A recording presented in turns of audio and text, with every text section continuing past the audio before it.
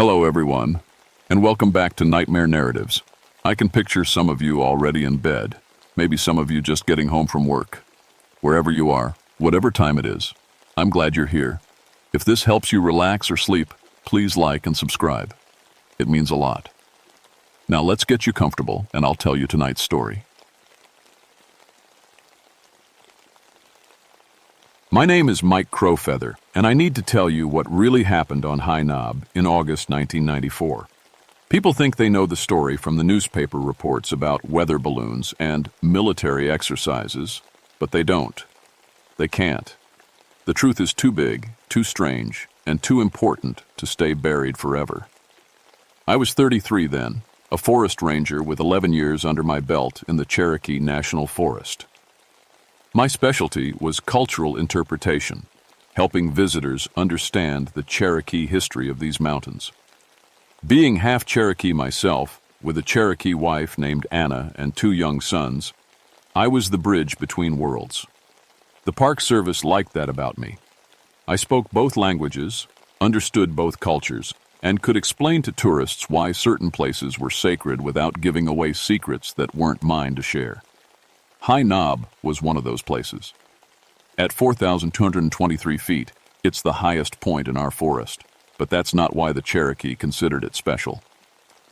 According to the old stories Anna's grandmother told, it was a place where shamans came to speak with the star people, the Nvi-Duya. Ancient stone circles still mark the summit, arranged in patterns that match certain constellations. Most visitors think they're just random rock piles left by hikers. But I know better. That August night started like any other late shift. I was updating trail reports in the ranger station when the radio crackled to life. "Mike, we got hikers at the bottom of High Knob claiming they saw UFOs," said Tommy, our dispatcher. His voice had that tone people use when they're trying not to laugh. 3 separate groups, all reporting the same thing. Lights in geometric patterns, moving too fast to be aircraft. I rubbed my eyes. It was nearly midnight, and I'd been working since dawn. "What kind of lights?" "Blue-white, they say. Perfect triangles and circles, hovering above the summit." All 3 groups described identical formations, Mike. And here's the weird part. They didn't know about each other until they all came down at the same time. That got my attention. One group seeing strange lights could be anything. Aircraft, weather, too much beer around the campfire. 3 separate groups seeing the same impossible things? That was different. I grabbed my gear, GPS unit, still new technology back then, night vision scope, radio, first aid kit, and the small leather pouch Anna had given me containing sage and other Cherokee blessing items. She'd insisted I carry them whenever I worked the sacred sites, and I'd learned not to argue with Cherokee wisdom. "Tell them I'm heading up to investigate," I radioed back. "And Tommy, log this properly. If something's really happening up there, we need documentation." The drive to High Knob Trailhead took 20 minutes on winding forest roads. My headlights caught the nervous eyes of deer frozen at the roadside, more than usual for this time of night. Even the forest felt different somehow, like it was holding its breath. I'd walked this trail hundreds of times, but never in complete darkness. My flashlight beam carved a narrow tunnel through the thick woods, and every shadow seemed to move just beyond its reach. The normal night sounds, owls, rustling leaves, distant coyote calls, were absent. The silence felt heavy, unnatural. About halfway up, my radio started crackling with static. Then my GPS began showing impossible readings, claiming I was somehow moving in 3 directions at once. I stopped and checked the batteries, fresh that morning. The equipment was fine, but something was interfering with the signals. Anna always said the old places had their own rules. Technology and the spirit world didn't always get along. As I climbed higher, the air itself seemed to thicken. My skin tingled like it does before lightning strikes. But the sky was clear, filled with more stars than I'd ever seen from this elevation.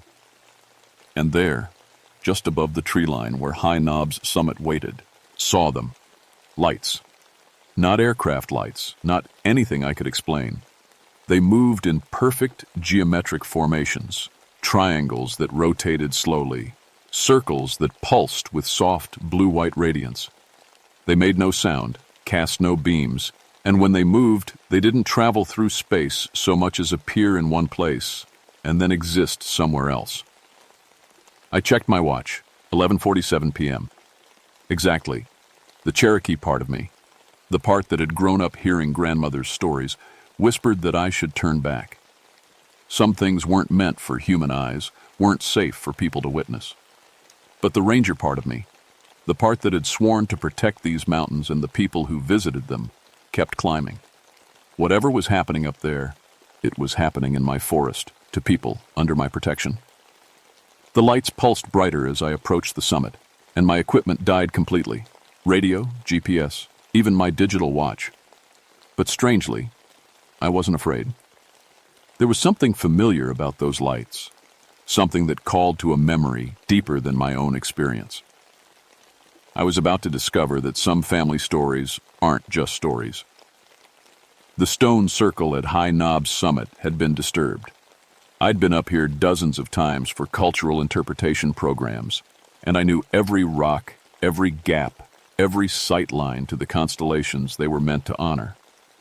But now the ancient stones had been rearranged into patterns I'd never seen before. Complex geometric designs that hurt to look at directly, like trying to stare at the sun. The lights still hovered overhead, close enough now that I could see they weren't solid objects at all.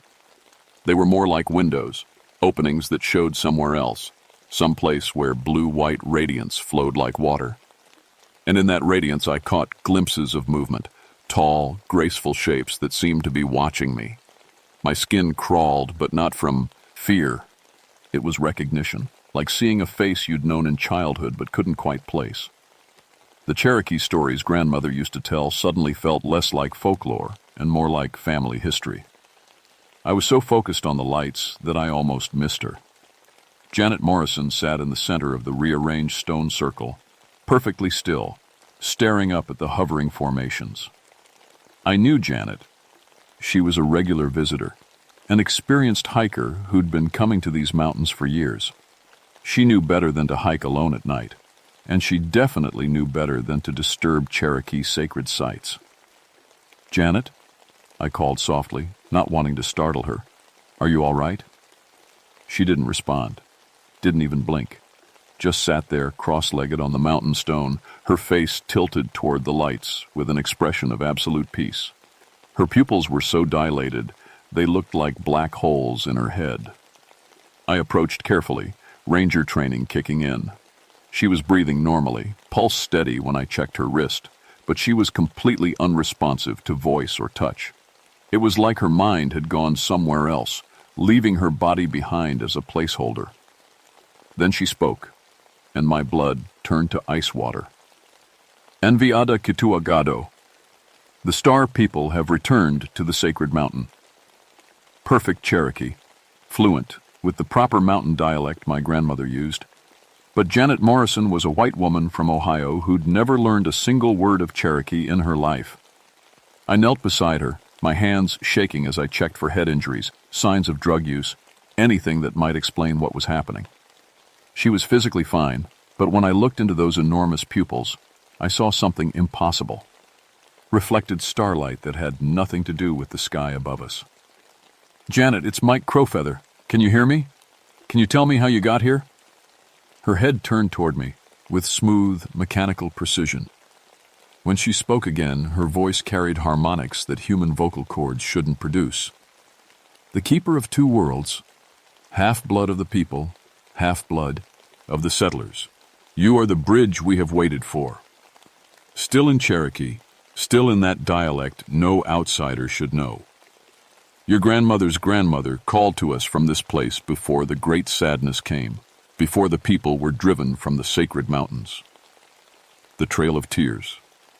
She was talking about the Cherokee removal in 1838 when my ancestors were forced to leave their homeland. But how could she know about that? How could she know about my family history? Above us, the lights pulsed brighter, and I felt something touch the edges of my mind, gentle but vast, like standing at the shore of an ocean of consciousness. Images flooded my thoughts. Cherokee shamans on this same mountaintop, communicating with beings of light. Ancient ceremonies I'd never learned but somehow recognized. And threaded through it all, my own family line, stretching back through generations of people who'd stood in this exact spot and looked up at these same impossible lights. "We are not what your people call visitors from the stars," Janet's voice continued, though her lips barely moved. "We are the ancestors who learned to step between the worlds. We are Cherokee who found the path to transcendence before the white soldiers came. And now we have returned to finish the teaching that was interrupted so long ago." The rational part of my mind, the part trained in scientific observation and logical thinking, insisted this had to be some kind of breakdown, mass hysteria, maybe chemicals in the water supply. But the Cherokee part of me, the part that had grown up with stories of shapeshifters and spirit guides, recognized the truth even as it terrified me. These weren't aliens from another planet. They were family from another dimension. "What do you want?" I whispered, not sure if I was talking to Janet or to the beings that had somehow taken residence in her mind. "To judge," she replied, and her voice echoed strangely in the thin mountain air. "To see if the children of both worlds have grown wise enough to receive the gift we carry, the knowledge that will let humanity step beyond the boundaries of flesh and time." The lights began to descend, and I felt the weight of cosmic attention settling on my shoulders. Somewhere in the back of my mind, I heard Anna's voice from years ago. "The spirits don't test the unworthy, Mike. If they're paying attention to you, it's because they see something worth testing." I looked at Janet Morrison, still staring peacefully at wonders her mind had never been designed to comprehend, and realized I was about to find out exactly what the star people thought I was worth. The first test was about to begin. I should have radioed for help, but my equipment was still dead. I should have carried Janet down the mountain, but she wouldn't move, and I couldn't leave her alone with whatever was happening up here. Instead, I did what Cherokee men have done on this mountain for countless generations. I waited, I watched, and I tried to understand. The lights stayed until exactly 3:33 a.m., then vanished like someone had flipped a switch. The moment they disappeared, Janet collapsed, unconscious but breathing normally. My radio crackled back to life, and my GPS started showing sensible readings again. But Janet wasn't the same when she woke up. "Where am I?" she asked in English, looking around confused. Then, without pause, she continued in flawless Cherokee. "Hiagadohi, nvigada uwiu." "What happened? Where are the star people?" She spoke both languages with equal fluency, switching between them without seeming to notice. And the things she knew, Cherokee astronomy, traditional ceremonies, family histories that had been passed down through oral tradition for centuries, no outsider should have possessed that knowledge. Dr. S. Ara Chen at Knoxville General ran every test in the book on Janet. Brain scans showed unusual activity in areas associated with language processing and long-term memory formation, but there was no evidence of trauma, drug use, or mental illness. Somehow, in the space of 6 hours, Janet Morrison had acquired decades' worth of Cherokee cultural knowledge. "It's like someone downloaded an entire database into her brain," Dr. Chen told me privately. "The neural pathways are there, fully formed, as if she'd been learning this language and culture her entire life. It should be impossible." But Janet wasn't the only one.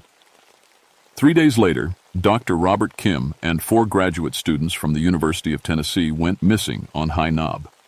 They were part of an astronomy research project, hoping to photograph the meteor shower that was supposed to peak that weekend. When search teams found them at dawn, they were all sitting in the stone circle, just like Janet had been. All 5 had the same dilated pupils, the same peaceful expressions, and the same impossible knowledge. Dr. Kim, who'd immigrated from Seoul 10 years earlier, was reciting Cherokee star maps with perfect pronunciation. His students, none of whom had any Native American heritage, were singing traditional Cherokee ceremonies in harmonies their vocal cords shouldn't have been able to produce.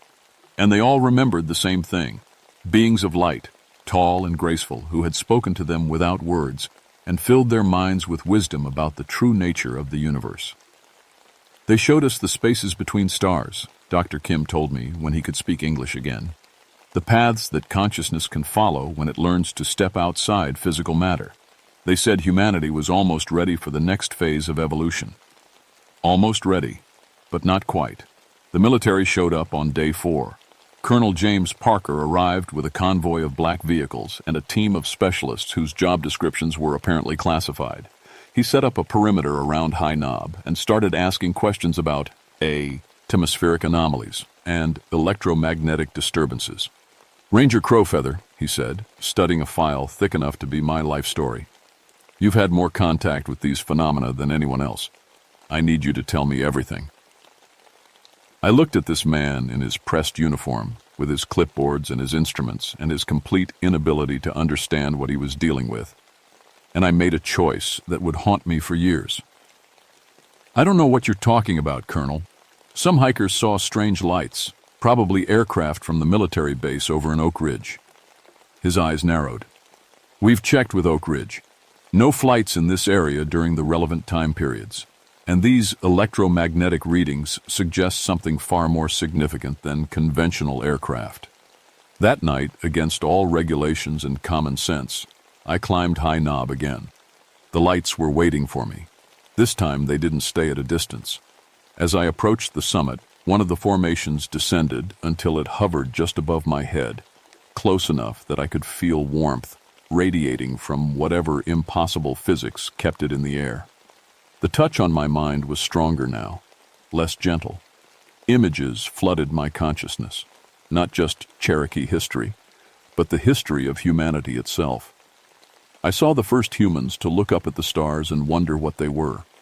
I saw civilizations rise and fall, each one reaching a certain point of development before destroying themselves or transcending to something beyond physical existence.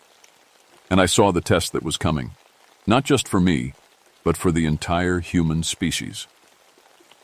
The soldiers seek to capture us. The voice in my mind whispered. They want to dissect our light, to turn transcendence into a weapon. Your people stand at the crossroads, the same choice that faced the Cherokee before the Great Sadness.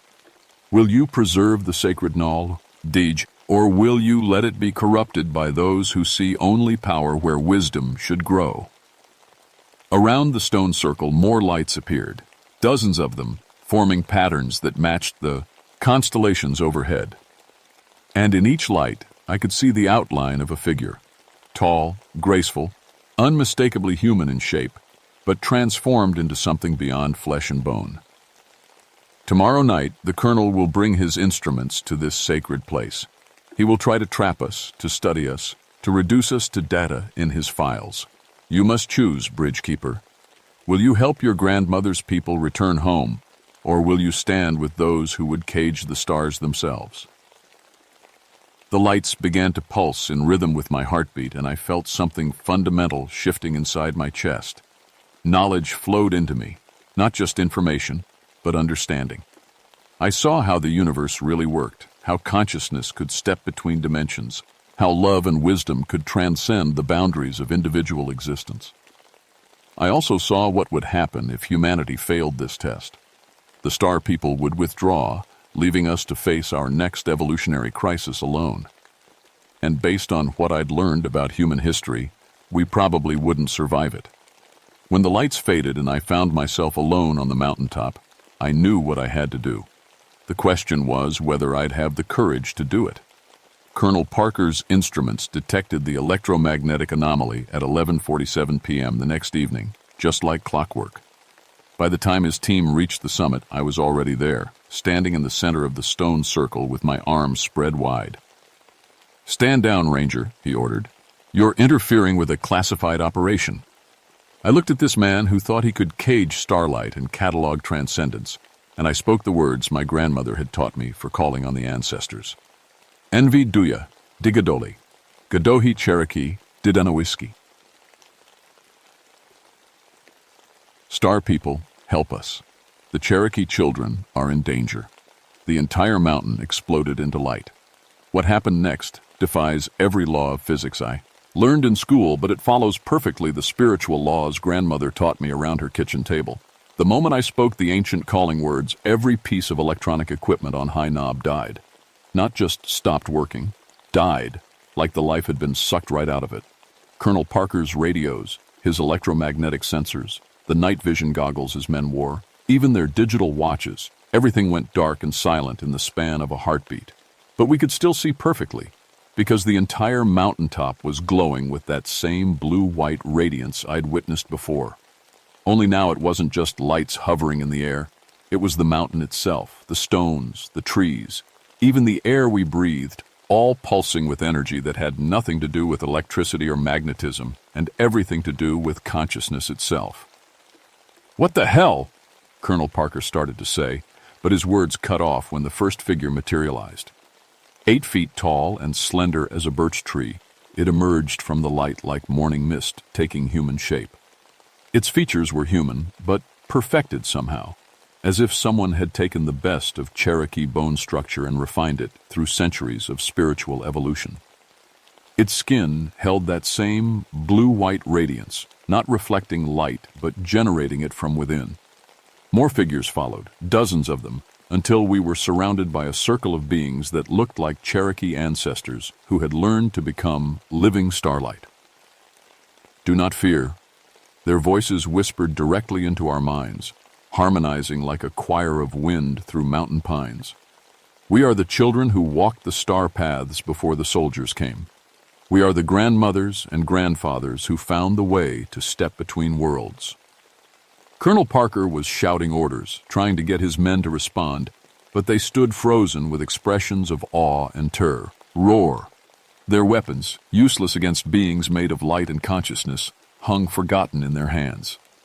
"You would cage the sacred knowledge," the Star People continued, and now their mental voices carried the weight of centuries. "You would turn transcendence into a tool for violence, as your kind always does. But the Bridgekeeper has called on the old covenants. He has invoked the protection his people earned through suffering." One of the beings stepped closer to me, and I felt recognition flood through my bones. This was family, not just metaphorically, but literally. This was my great-great-grandmother, Little Deer Woman, who had walked the Trail of Tears and died somewhere in the Oklahoma Territory in 1839. But she hadn't really died, had she? She'd found another way. "Grandson." Her voice was warm honey in my mind. "Your blood remembers what your mind has forgotten. You carry the bridge in your very bones, Cherokee wisdom and settler determination, the old ways and the new world. That is why we chose you. That is why you can hear us when others cannot." Around us, Colonel Parker's men were starting to panic. Some were running back down the mountain. Others stood locked in place, staring at wonders their minds couldn't process. But the colonel himself held his ground, jaw set in determination. "I don't care what you are," he snarled, pulling out what looked like a modified radio. "Command, this is Parker. We need immediate air support on High Knob. Unknown entities, possible extraterrestrial contact." The device crackled to life despite the electromagnetic field. Military-hardened electronics designed to survive nuclear pulse attacks. Within minutes, I could hear helicopters approaching from the south. The Star People turned their attention to Parker, and their radiance dimmed with what felt like sadness. "Always the same pattern," they whispered. "First wonder, then fear, then the need to control and possess. Your species learns the same lesson over and over, never growing wise enough to remember it." "Wait," I said, stepping between the Colo, Nell, and my grandmother's spirit. "Give me a chance to make this right. Let me prove that some of us can choose wisdom over power." The helicopters were getting closer, and I could see searchlights cutting through the darkness below. Whatever was coming would have bigger guns, better equipment, and orders to capture or destroy anything that threatened national security. "What would you do, Bridgekeeper? How would you prove your people worthy of the star paths?" I looked at Colonel Parker, rigid with military discipline and fear of the unknown. I looked at his remaining men, confused and scared but still following orders. And I thought about Anna and my 2 sons, sleeping peacefully in our cabin 20 miles away, trusting that Daddy would come home safely from another routine night of work. "I'll show you that humans can choose to protect the sacred instead of exploiting it," I said, "even when it costs us everything." I walked over to Colonel Parker's radio and began speaking into it in Cherokee, loud enough for the Star people to hear every word. "Navi duya tsunzdi galkwogi, anivwi aniskaya uhyadvnehi." The Star people are our family. The white soldiers don't understand. Then switching to English. "This is Ranger Michael Crowfeather, Cherokee National Forest. Be advised, we have peaceful contact with entities of unknown origin. Repeat, peaceful contact. They pose no threat to anyone who approaches with respect and good intentions. Request all military units stand down and establish a safe perimeter. We are attempting first contact protocols." Parker tried to grab the radio from me, but one of the Star people placed a hand on his shoulder. The colonel froze mid-motion, not paralyzed, but simply calmed. His face relaxed, and for the first time since he'd arrived, he looked like a human being instead of a military machine. "He fears for his people, my grandmother," our spirit observed. "As you fear for yours. Fear makes wise men foolish and foolish men dangerous."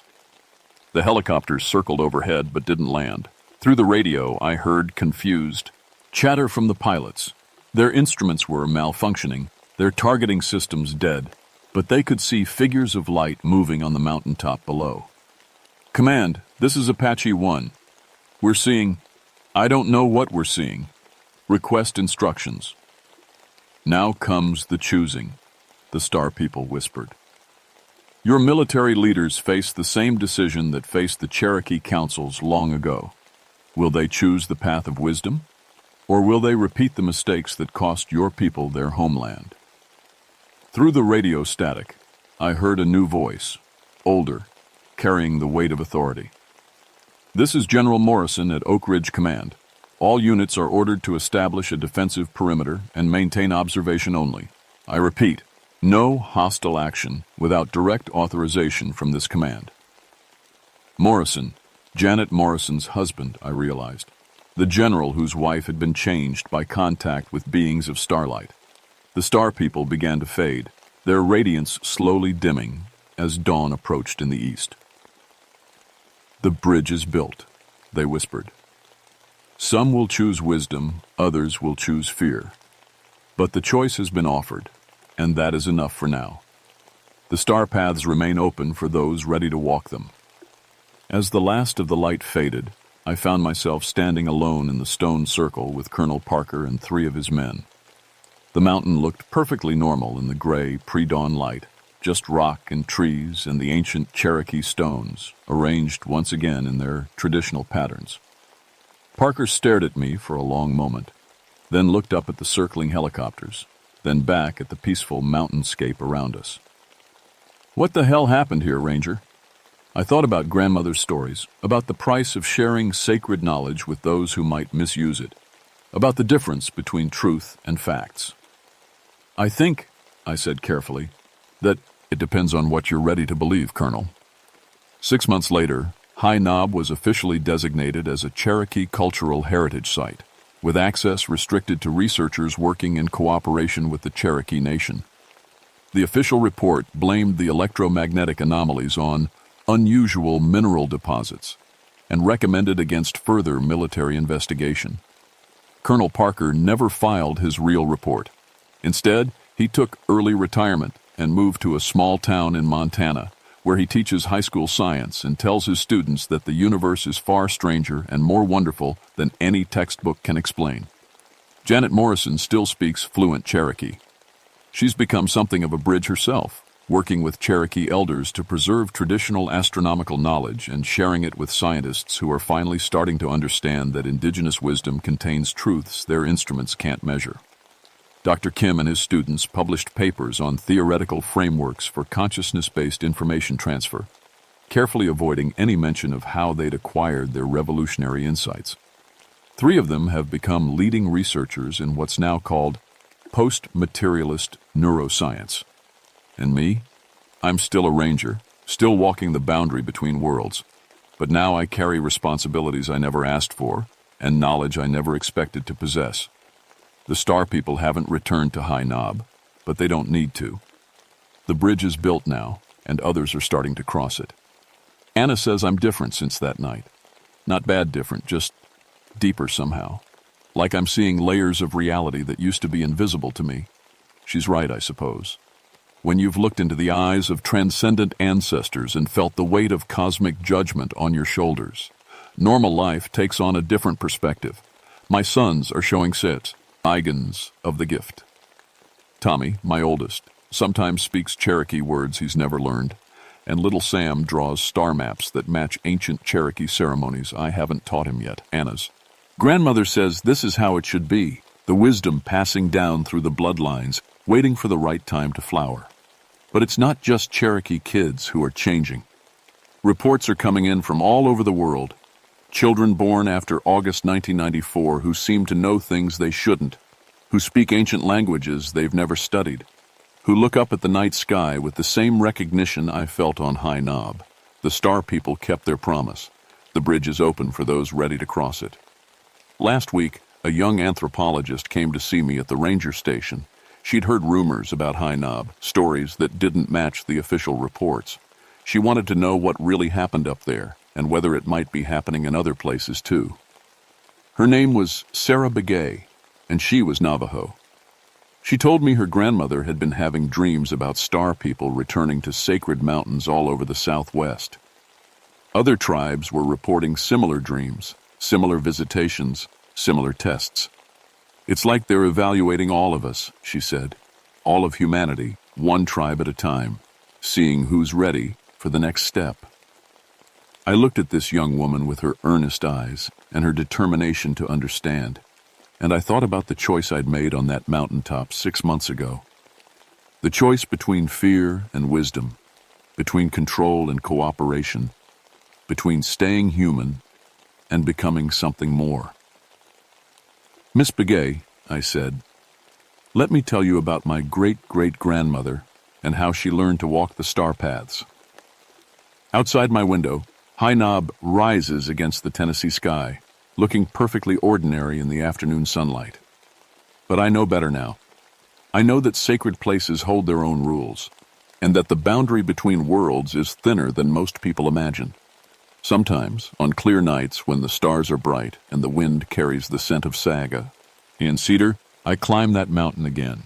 Not because I expect to see lights in the sky, but because I need to remember who I am and where I come from.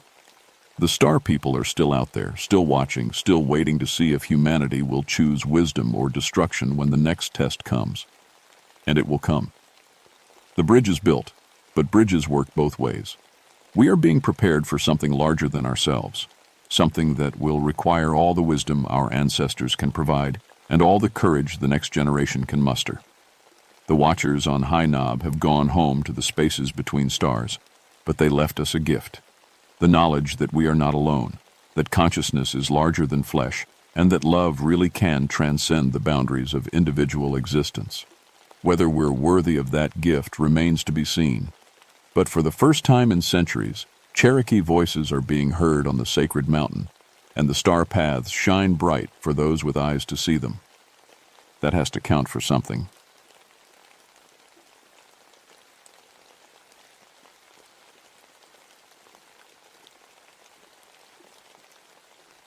My name is Jackson Whitmore, but everyone calls me Jack. I've been a park ranger here in the George Washington National Forest for 17 years now, and I thought I'd seen everything these mountains could throw at me. Bears, lost hikers, flash floods, you name it. But what happened in Dark Holler back in August of '72 still wakes me up at night sometimes.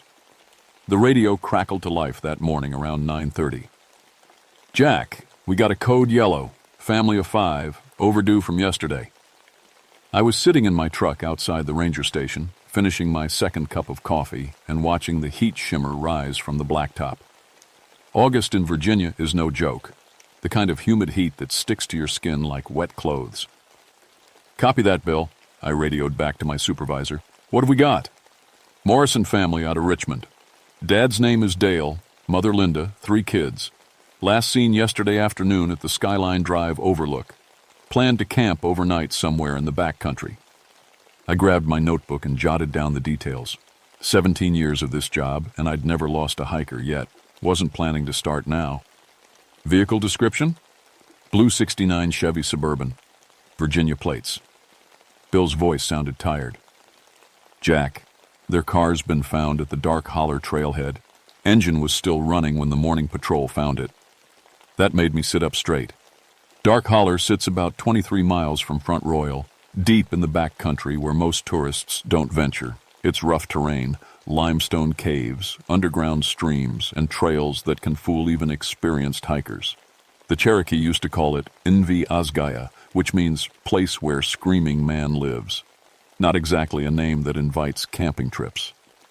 I'd been in Dark Holler plenty of times. Old mining area from the 1890s, abandoned after some kind of accident. The locals still tell stories about it, but I never paid much attention to mountain folklore. Ghosts are for city folks who've never heard a panther scream in the dark. I'll head out there now, I told Bill. Should have them back by dinner. I loaded my pack with the usual gear, first aid kit, emergency blankets, flares, and enough water for 6 people. My Silva compass went in my shirt pocket, same Model 4 I'd carried since Korea.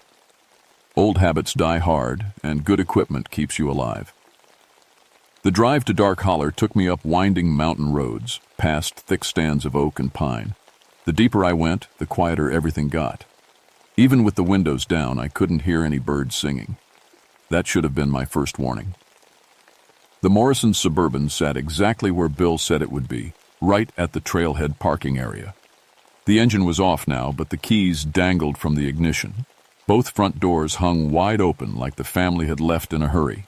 The back was loaded with camping gear, tent, sleeping bags, cooler full of food. On the dashboard, a baby bottle sat half empty, the formula still slightly warm. I walked around the vehicle, looking for any signs of trouble. No broken glass, no blood, no struggle. Just an abandoned car with the doors open to the world. It felt wrong, like walking into a house where someone had left all the lights on, but nobody was home. The trail into Dark Holler starts easy enough, wide and well-marked, the kind of path a family with small children could handle without trouble. I found their tracks right away in the soft dirt. 5 sets of footprints, 2 adults in hiking boots, 2 kids in sneakers, and tiny prints that had to belong to a toddler. I marked the spot with chalk and started following the trail. The Morrison family had walked single file at first, staying on the path like smart hikers should. Dad in front, kids in the middle, Mom bringing up thus, rear with the baby. Normal stuff. But as I walked deeper into the holler, that strange quiet kept bothering me. No bird calls, no insects buzzing, no squirrels chattering in the trees. Just my footsteps and the sound of my own breathing. After 17 years in these woods, I knew when something wasn't right. The temperature seemed to drop as the trail wound downward into the valley. Not much, maybe 5 or 10 degrees, but enough to notice. The trees grew thicker here, their branches reaching across the path like gnarled fingers. Somewhere in the distance, I could hear water running, the underground stream that feeds through the old mining area. At the first mile marker, I found Tommy Morrison's Boy Scout manual lying open in the middle of the trail. The pages were torn and scattered like someone had ripped it apart in frustration or fear. I bagged it as evidence and kept moving. A quarter mile later, I spotted something red hanging from a tree branch about 8 feet off the ground. A little girl's doll, Raggedy Ann with bright red yarn hair and a blue dress, had to belong to Susan Morrison. But there was no way a 10-year-old girl could reach that high, and no reason for her to throw her doll up there in the first place. I stood under that tree for a long minute, staring up at the doll and trying to make sense of it. The branch wasn't broken.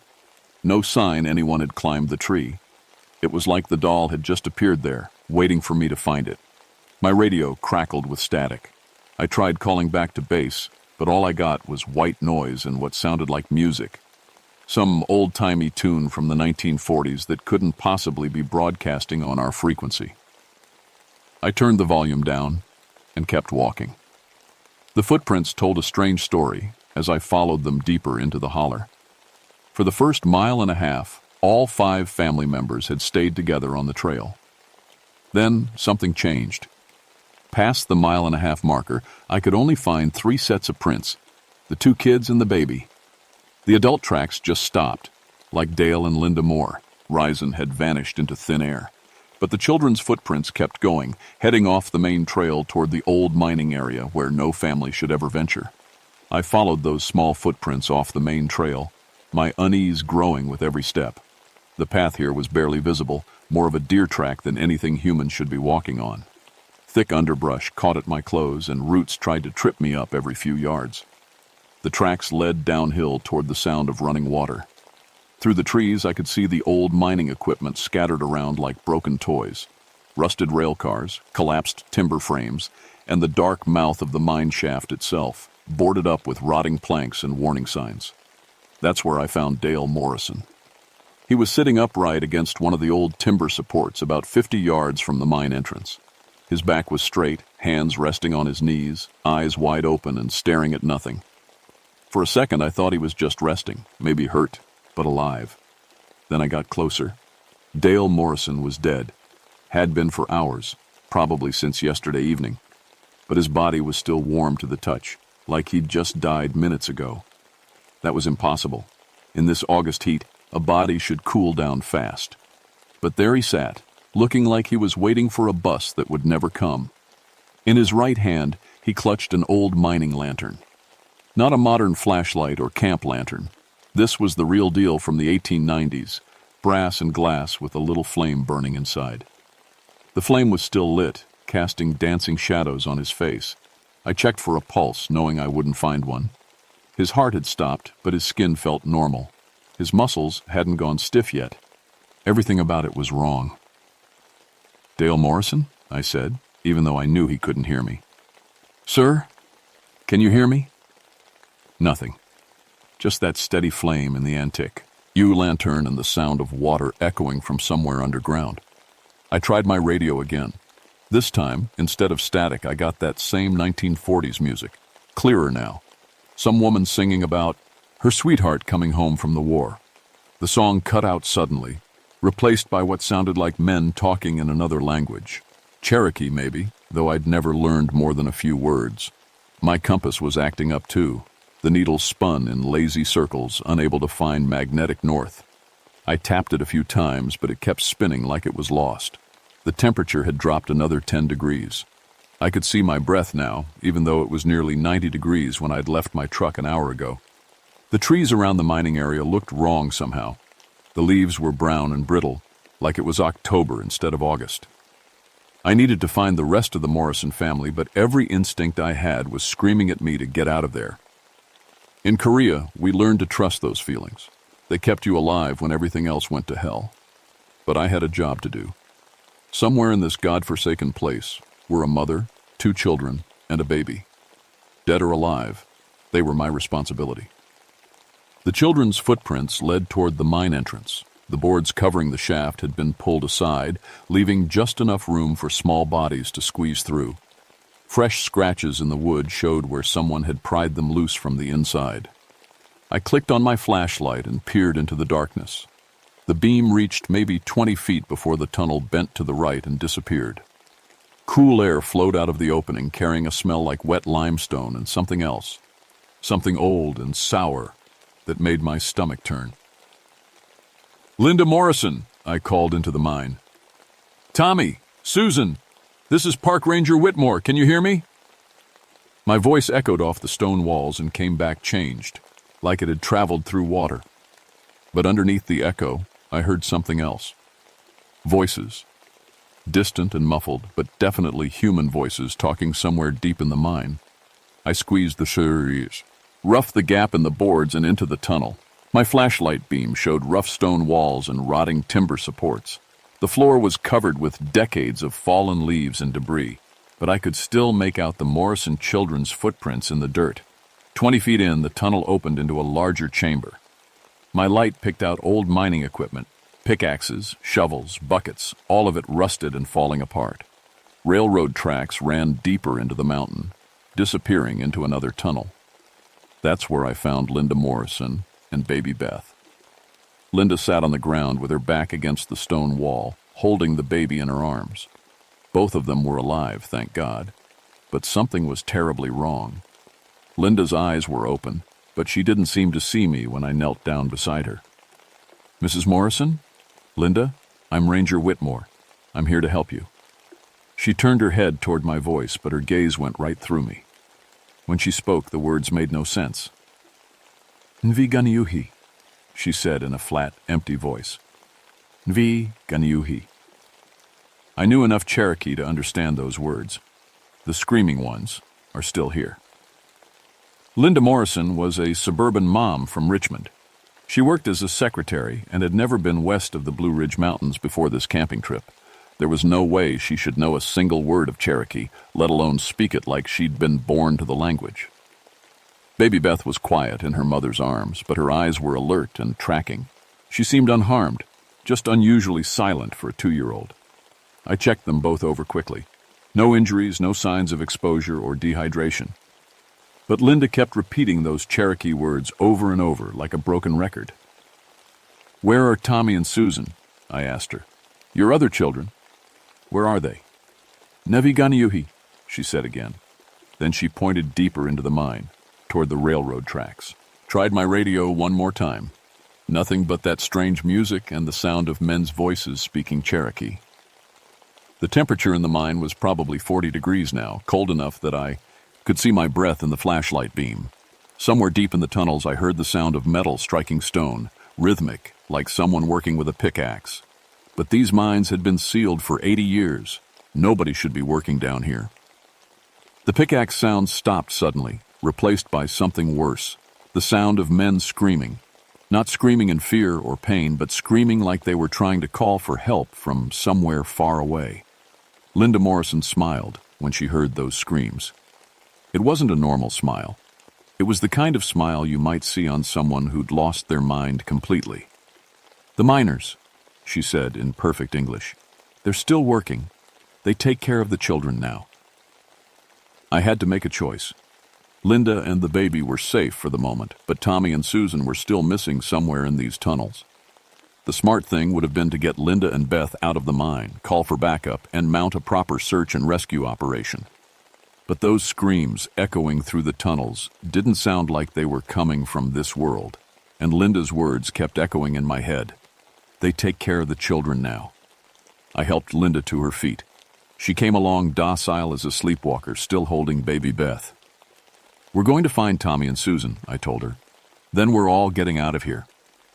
She nodded, but her eyes were still distant, like she was seeing things I couldn't. The railroad tracks led deeper into the mountain. My flashlight showed that someone had been maintaining them. The rails were free of rust and debris. The wooden ties looked fresh. But that was impossible. This mine had been abandoned since 1890. We walked in single file along the tracks. Me in front with the flashlight, Linda behind me with the baby. Our footsteps echoed strangely in the tunnel, like there were more people walking with us than I could see. After about 100 yards, the tunnel opened into another chamber. This one was bigger, with several passages branching off in different directions. Old mining equipment filled the space. Ore carts, pulleys, and what looked like the bottom of a vertical shaft that disappeared up into the darkness above. In the center of the chamber stood something that made my blood run cold.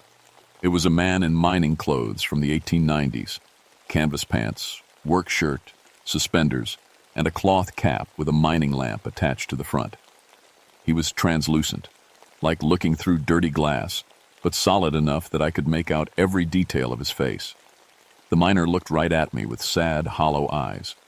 His mouth opened and closed like he was trying to speak, but no sound came out. He raised one arm and pointed toward the passage on the far right, the one that led deeper into the mountain. Then he just stood there, waiting. "You see him too?" I asked Linda.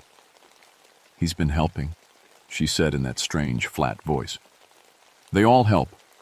They love the children." The miner pointed again, more urgently this time.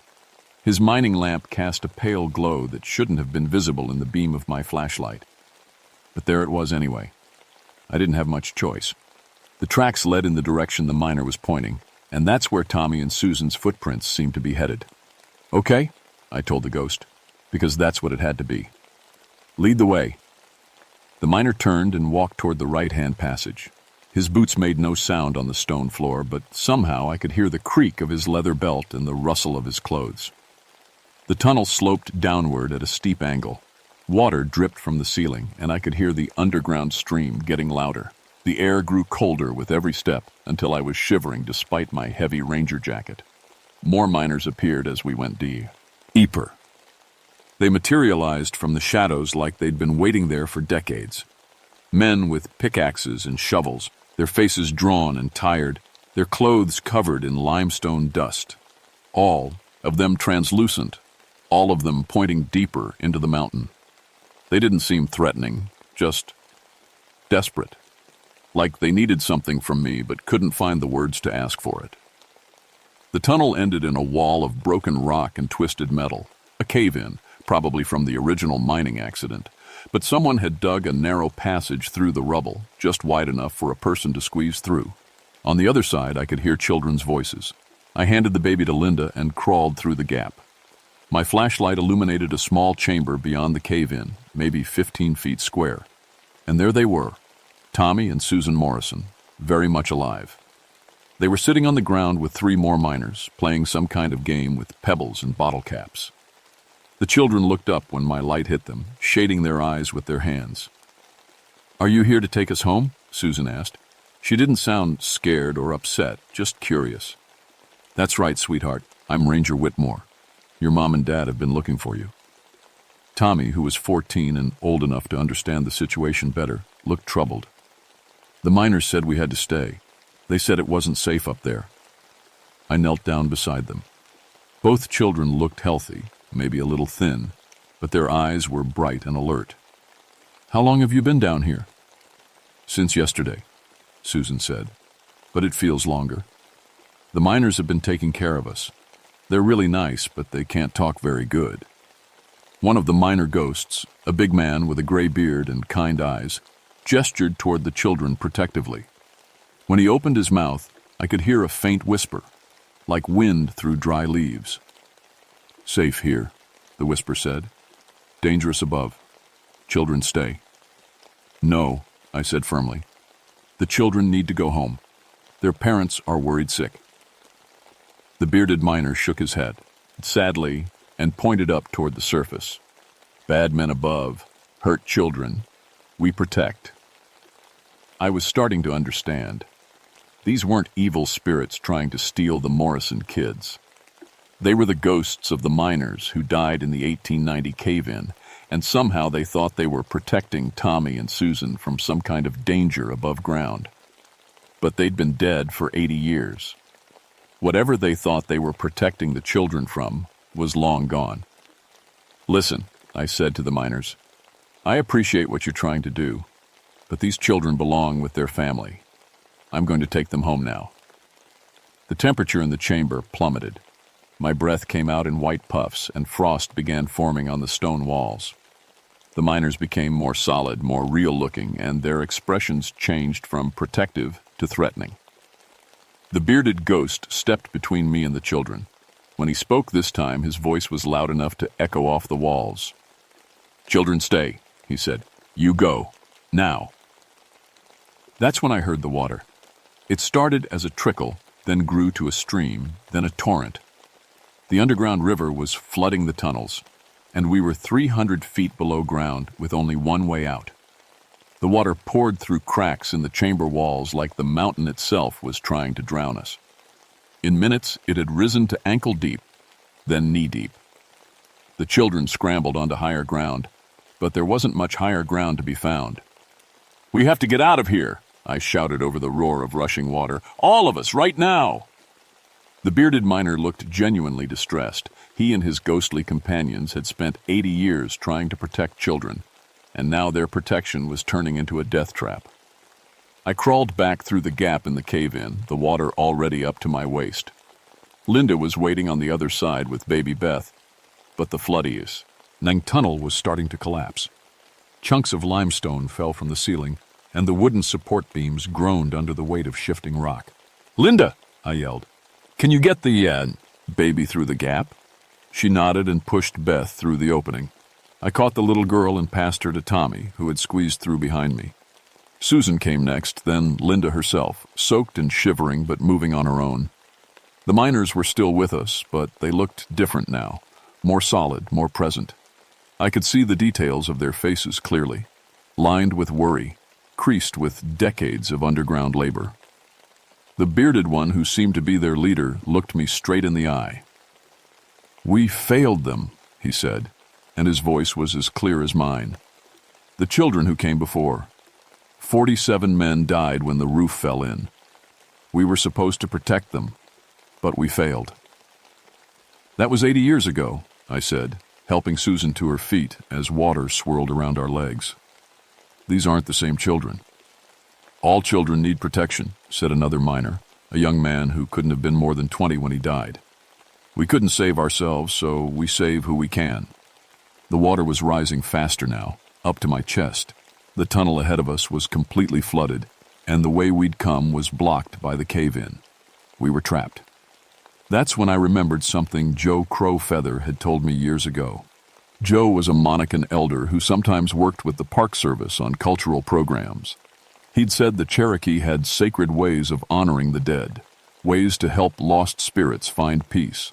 I reached into my pocket and pulled out the one thing I treasured more than anything else in the world. My wife Mary's wedding ring. I'd worn it on a chain around my neck since cancer took her 2 years ago. "You men died doing your jobs," I said to the miners. "You died trying to protect people, and that means something. But these children aren't yours to save. They have their own family, their own lives to live." I held up Mary's ring. This belonged to someone I couldn't protect, someone I lost. I know how it feels to fail the people you love. The bearded miner stared at the ring. Around us, the other 46 miners materialized from the flooding shadows, all of them watching me with hollow, desperate eyes. "But sometimes," I continued, "the best way to protect someone is to let them go." I placed Mary's wedding ring on a flat stone that jutted from the chamber wall above the waterline. "This is for you and your men, a token of respect for what you tried to do." The effect was immediate. The flooding slowed, then stopped. The temperature rose from freezing to merely cold, and the miners began to glow with a soft, warm light that had nothing to do with their antique lamps. The bearded miner nodded slowly. "We understand," he said. "We remember now. We were trying to get out when the roof fell. We weren't trying to stay forever." He turned to the Morrison children. "You are not ours to keep," he said gently. "Go home. Live your lives. Remember us, but don't stay with us." One by one, the other miners stepped forward. Each one touched Tommy and Susan lightly on the head. A blessing, or maybe a goodbye. Some of them were barely more than boys themselves, lost in this mountain when they should have been starting families of their own. "Follow the rails back," the leader told me. "We'll hold the water until you're clear." I gathered the Morrison family and led them toward the tunnel. When I looked back, the 47 miners stood in formation like soldiers at attention, holding back tons of floodwater through sheer force of will.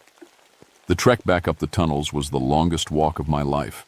The children were exhausted. Linda was still speaking Cherokee half the time, and baby Beth had started crying, a sound that echoed through the mine like a siren. But we made it. We climbed out through the gap in the boarded entrance jut, just as the sun was setting over the Virginia mountains. Behind us, I could hear the mine flooding completely, sealing those tunnels forever. Dale Morrison's body was gone. All we found by the timber support was the antique mining lantern, its flame finally extinguished. The official report said the Morrison family got lost in the cave system and suffered from hypothermia and shock. Linda's temporary language confusion was attributed to stress and dehydration. Dale Morrison was found to have suffered a heart attack brought on by exhaustion and panic. His body was recovered 3 days later by a team of professional cave rescue specialists. None of that was true, but it was what people needed to hear. Linda Morrison recovered fully, though she kept the Cherokee she'd learned in that mine. Within a year, she was volunteering at the American Indian Cultural Center in Richmond, helping preserve tribal languages and traditions. She never talked about what really happened in Dark Holler, but sometimes I'd catch her looking at her children with an expression of profound gratitude, like she knew how close she'd come to losing them forever. Tommy grew up to become an archaeologist, specializing in Virginia mining history. Susan became a linguist, focusing on endangered Native American languages. And baby Beth, well, she developed a habit of talking to people who weren't there. Imaginary friends, her parents called them. But I wondered sometimes if they were really imaginary. As for me, I made some changes in my life after that day. I stopped drinking, for one thing. Started studying Cherokee history and culture through the extension program at UVA. I reached out to Joe Crow Feather and began learning about the spiritual traditions of the mountain tribes. I also requested a transfer from Search and Rescue to the Cultural Interpretation Department. These days, I give talks about the history of the Shenandoah region, including the mining era and the Native American heritage that most visitors never hear about. Every full moon, I drive back to Dark Holler and leave a pouch of tobacco at the sealed mine entrance. It's what Joe taught me, a way of honoring the spirits of the dead, showing them they haven't been forgotten. The area has been quiet since 1972. No more missing families, no more mysterious disappearances. Sometimes park visitors report hearing distant sounds from underground, like men working with pickaxes far below the surface. But the sounds aren't frightening anymore. They're just the echo of honest work, the kind of labor that built these mountains and the communities that depend on them. I never found out exactly what caused the mining accident in 1890, or why the spirits of those 47 men stayed trapped in the mountain for so long. But I learned something important. The dead don't always move on just because they're supposed to. Sometimes they need help. Sometimes they need someone to acknowledge what they sacrificed, to honor their memory with more than just faded newspaper clippings and forgotten gravestones. And sometimes, if you're very lucky and very careful, you can help them find their way home. I still patrol the backcountry, though I stick to the day shift now. I know these mountains better than anyone, know their dangers and their secrets. But I also know they're not empty. The Cherokee were right when they named Dark Holler the place where Screaming Man lives. They just didn't mention that sometimes, if you listen close enough, you can help the screaming stop. My name is Jackson Whitmore, and I've been a park ranger in the George Washington National Forest for 43 years now. I've seen bears and bobcats, flash floods and forest fires, lost hikers and broken bones and more human stupidity than you could shake a stick at. But I've only seen ghosts once, and that was enough.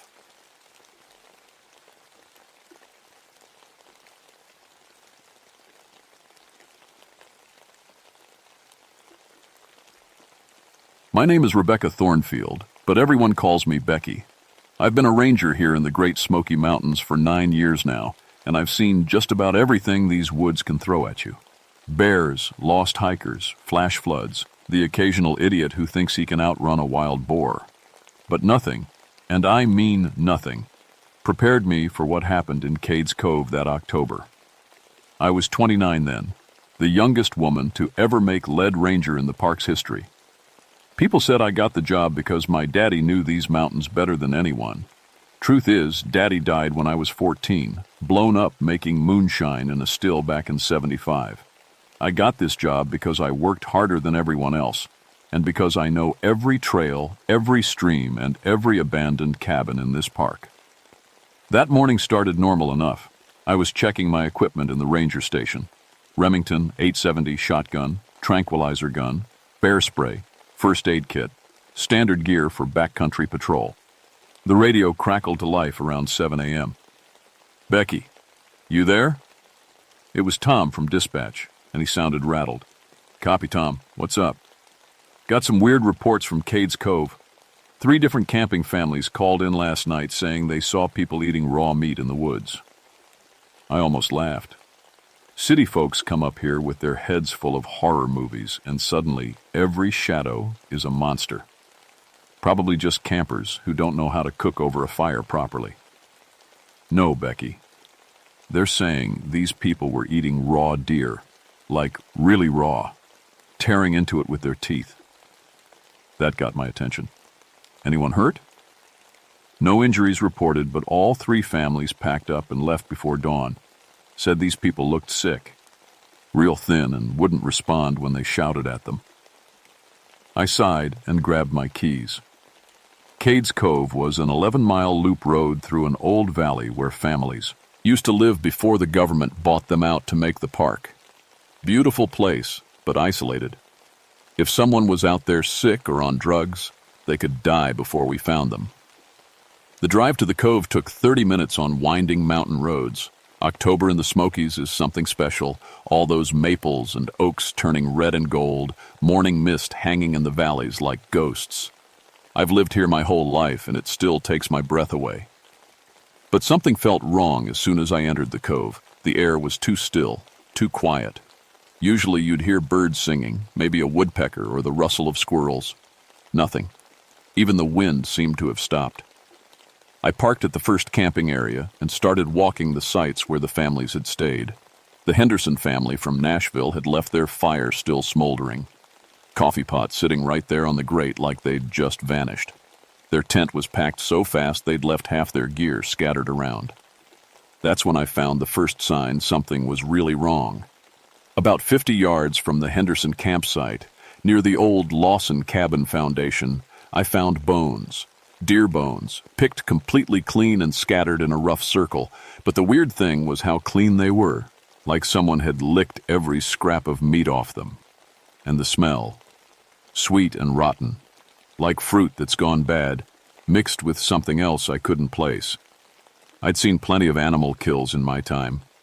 Bears leave bones cracked and splintered. Coyotes drag pieces all over. This was different.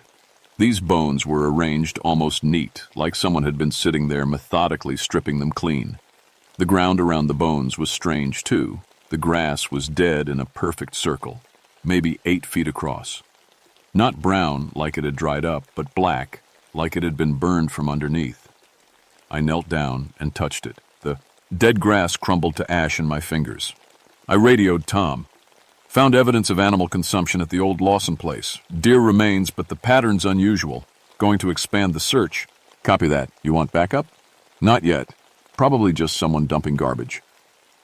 But even as I said it, I knew I was lying to myself. This wasn't garbage. This was something else.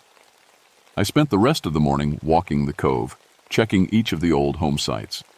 The Morrison place, the Bradley farm, the Walker cabin. All abandoned since the 1930s, now just stone foundations and crumbling chimneys covered in kudzu and wild grapevines. At each site, I found the same thing: scattered bones, that circle of dead grass, and that sweet, sick smell hanging in the air like a fog. By noon, I'd counted 7 different locations, all recent. The bones still had bits of flesh on them. That's when I heard the sound. It was coming from the direction of the old cemetery, back in the woods behind the Morrison place. A low moaning, like someone in pain. Or maybe like someone who was very, very hungry. I followed the sound through the woods, stepping careful around the dead grass circles that seemed to be everywhere now. The trees looked sick here too, leaves falling even though it was still early October, bark peeling off in long strips like old paint. The moaning got louder as I got closer to the cemetery. It wasn't one voice. It was several, all mixed together in a sound that made my skin crawl. High voices and low voices, like a whole family crying at once. I found Jim Bradley sitting against a headstone. I knew Jim, local boy, grew up in Gatlinburg, came hiking in the park every weekend.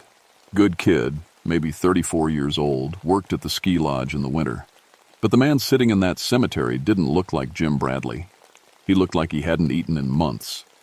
His clothes hung off him like they were 3 sizes too big. His face was all sharp angles and hollow spaces. His eyes sunk so deep in his head they looked like black holes. He was holding something in his hands, looked like a dead squirrel, and he was eating it raw. "Jim?" I called out, keeping my distance. "Jim Bradley, is that you?" He looked up at me, and I almost ran. His mouth was covered in blood, and when he smiled, his teeth looked too big for his face, like his gums had shrunk back. "Ranger Becky," he said, and his voice was just a whisper. "I'm so hungry. I can't stop being hungry. When's the last time you ate, Jim? He laughed, but it sounded more like crying. Yesterday I had a whole breakfast at Shoney's. Pancakes, eggs, bacon, hash browns. Ate so much I could barely walk. But I'm still hungry. I'm so hungry it hurts. I radioed for an ambulance but kept talking to him. Jim, how much weight have you lost? I don't know, 40 pounds? 50? It happened overnight, Ranger Becky. I went to sleep normal and woke up like this. And I can't stop wanting to eat meat. Raw meat. The rawer the better. This was impossible. People don't lose 50 pounds overnight. But I was looking at Jim Bradley, and I'd known him for years, and he was exactly who he said he was. Jim, I need you to come with me to the hospital. Can't leave, he whispered. They won't let me leave. Who won't let you leave? He pointed to the woods around the cemetery. The hungry ones. They're everywhere now. They chose me first, but they're choosing others too. That's when I saw them. At first I thought they were just shadows between the trees. But shadows don't move when there's no wind. These shapes were tall and thin, so thin they looked like someone had stretched regular people on a rack. They moved wrong too, jerky and puppet-like, like someone else was pulling their strings. One of them stepped into the clearing, and I nearly dropped my radio. It had been a person once, I could see that much. But now it was just skin stretched over bones, with eyes that were too big and a mouth that had hung open, showing all its teeth. It was naked, but there was nothing human about it anymore. When it walked, its feet didn't quite touch the ground right, and plants withered wherever it stepped. So hungry, it whispered in a voice like wind through dry leaves. Children crying, need food, always need food. More of them came out of the woods. 12 total, all impossibly thin, all with that same stretched look. Some looked like adults, others were smaller, children maybe, but children who hadn't eaten in months. The smell got stronger, that sweet rotten odor, but now I could identify the other part. It was the smell of starvation, of bodies consuming themselves from the inside out. Please, the first one said, reaching toward me with fingers that were too long.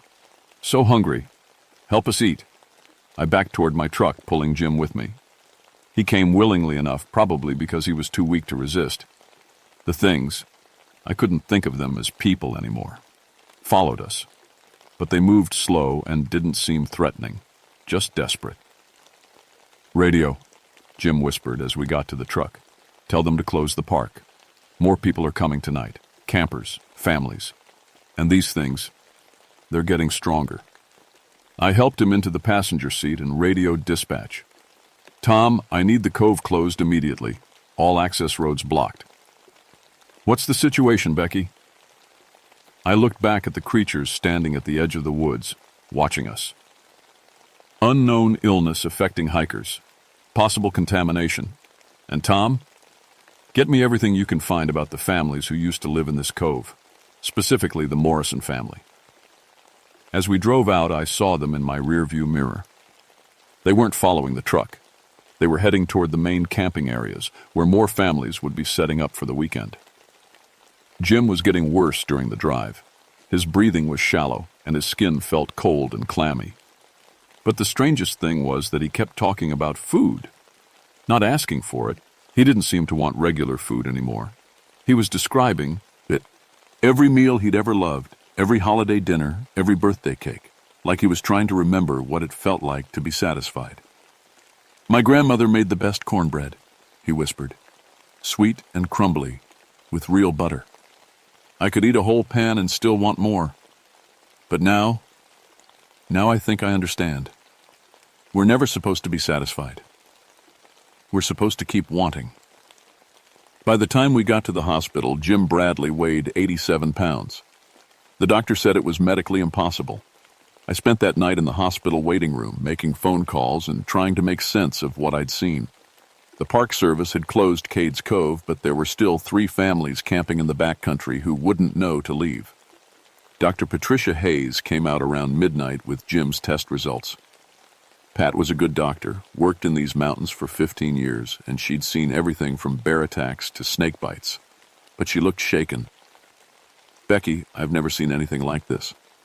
His body is consuming muscle tissue at an impossible rate. It's like he's starving to death from the inside, but his organs are all functioning normally. His blood work shows extreme malnutrition, but he had a full meal yesterday. Any idea what could cause it? Parasites, maybe. Some kind of exotic infection. But the speed of it... She shook her head. People don't lose this much weight overnight and survive.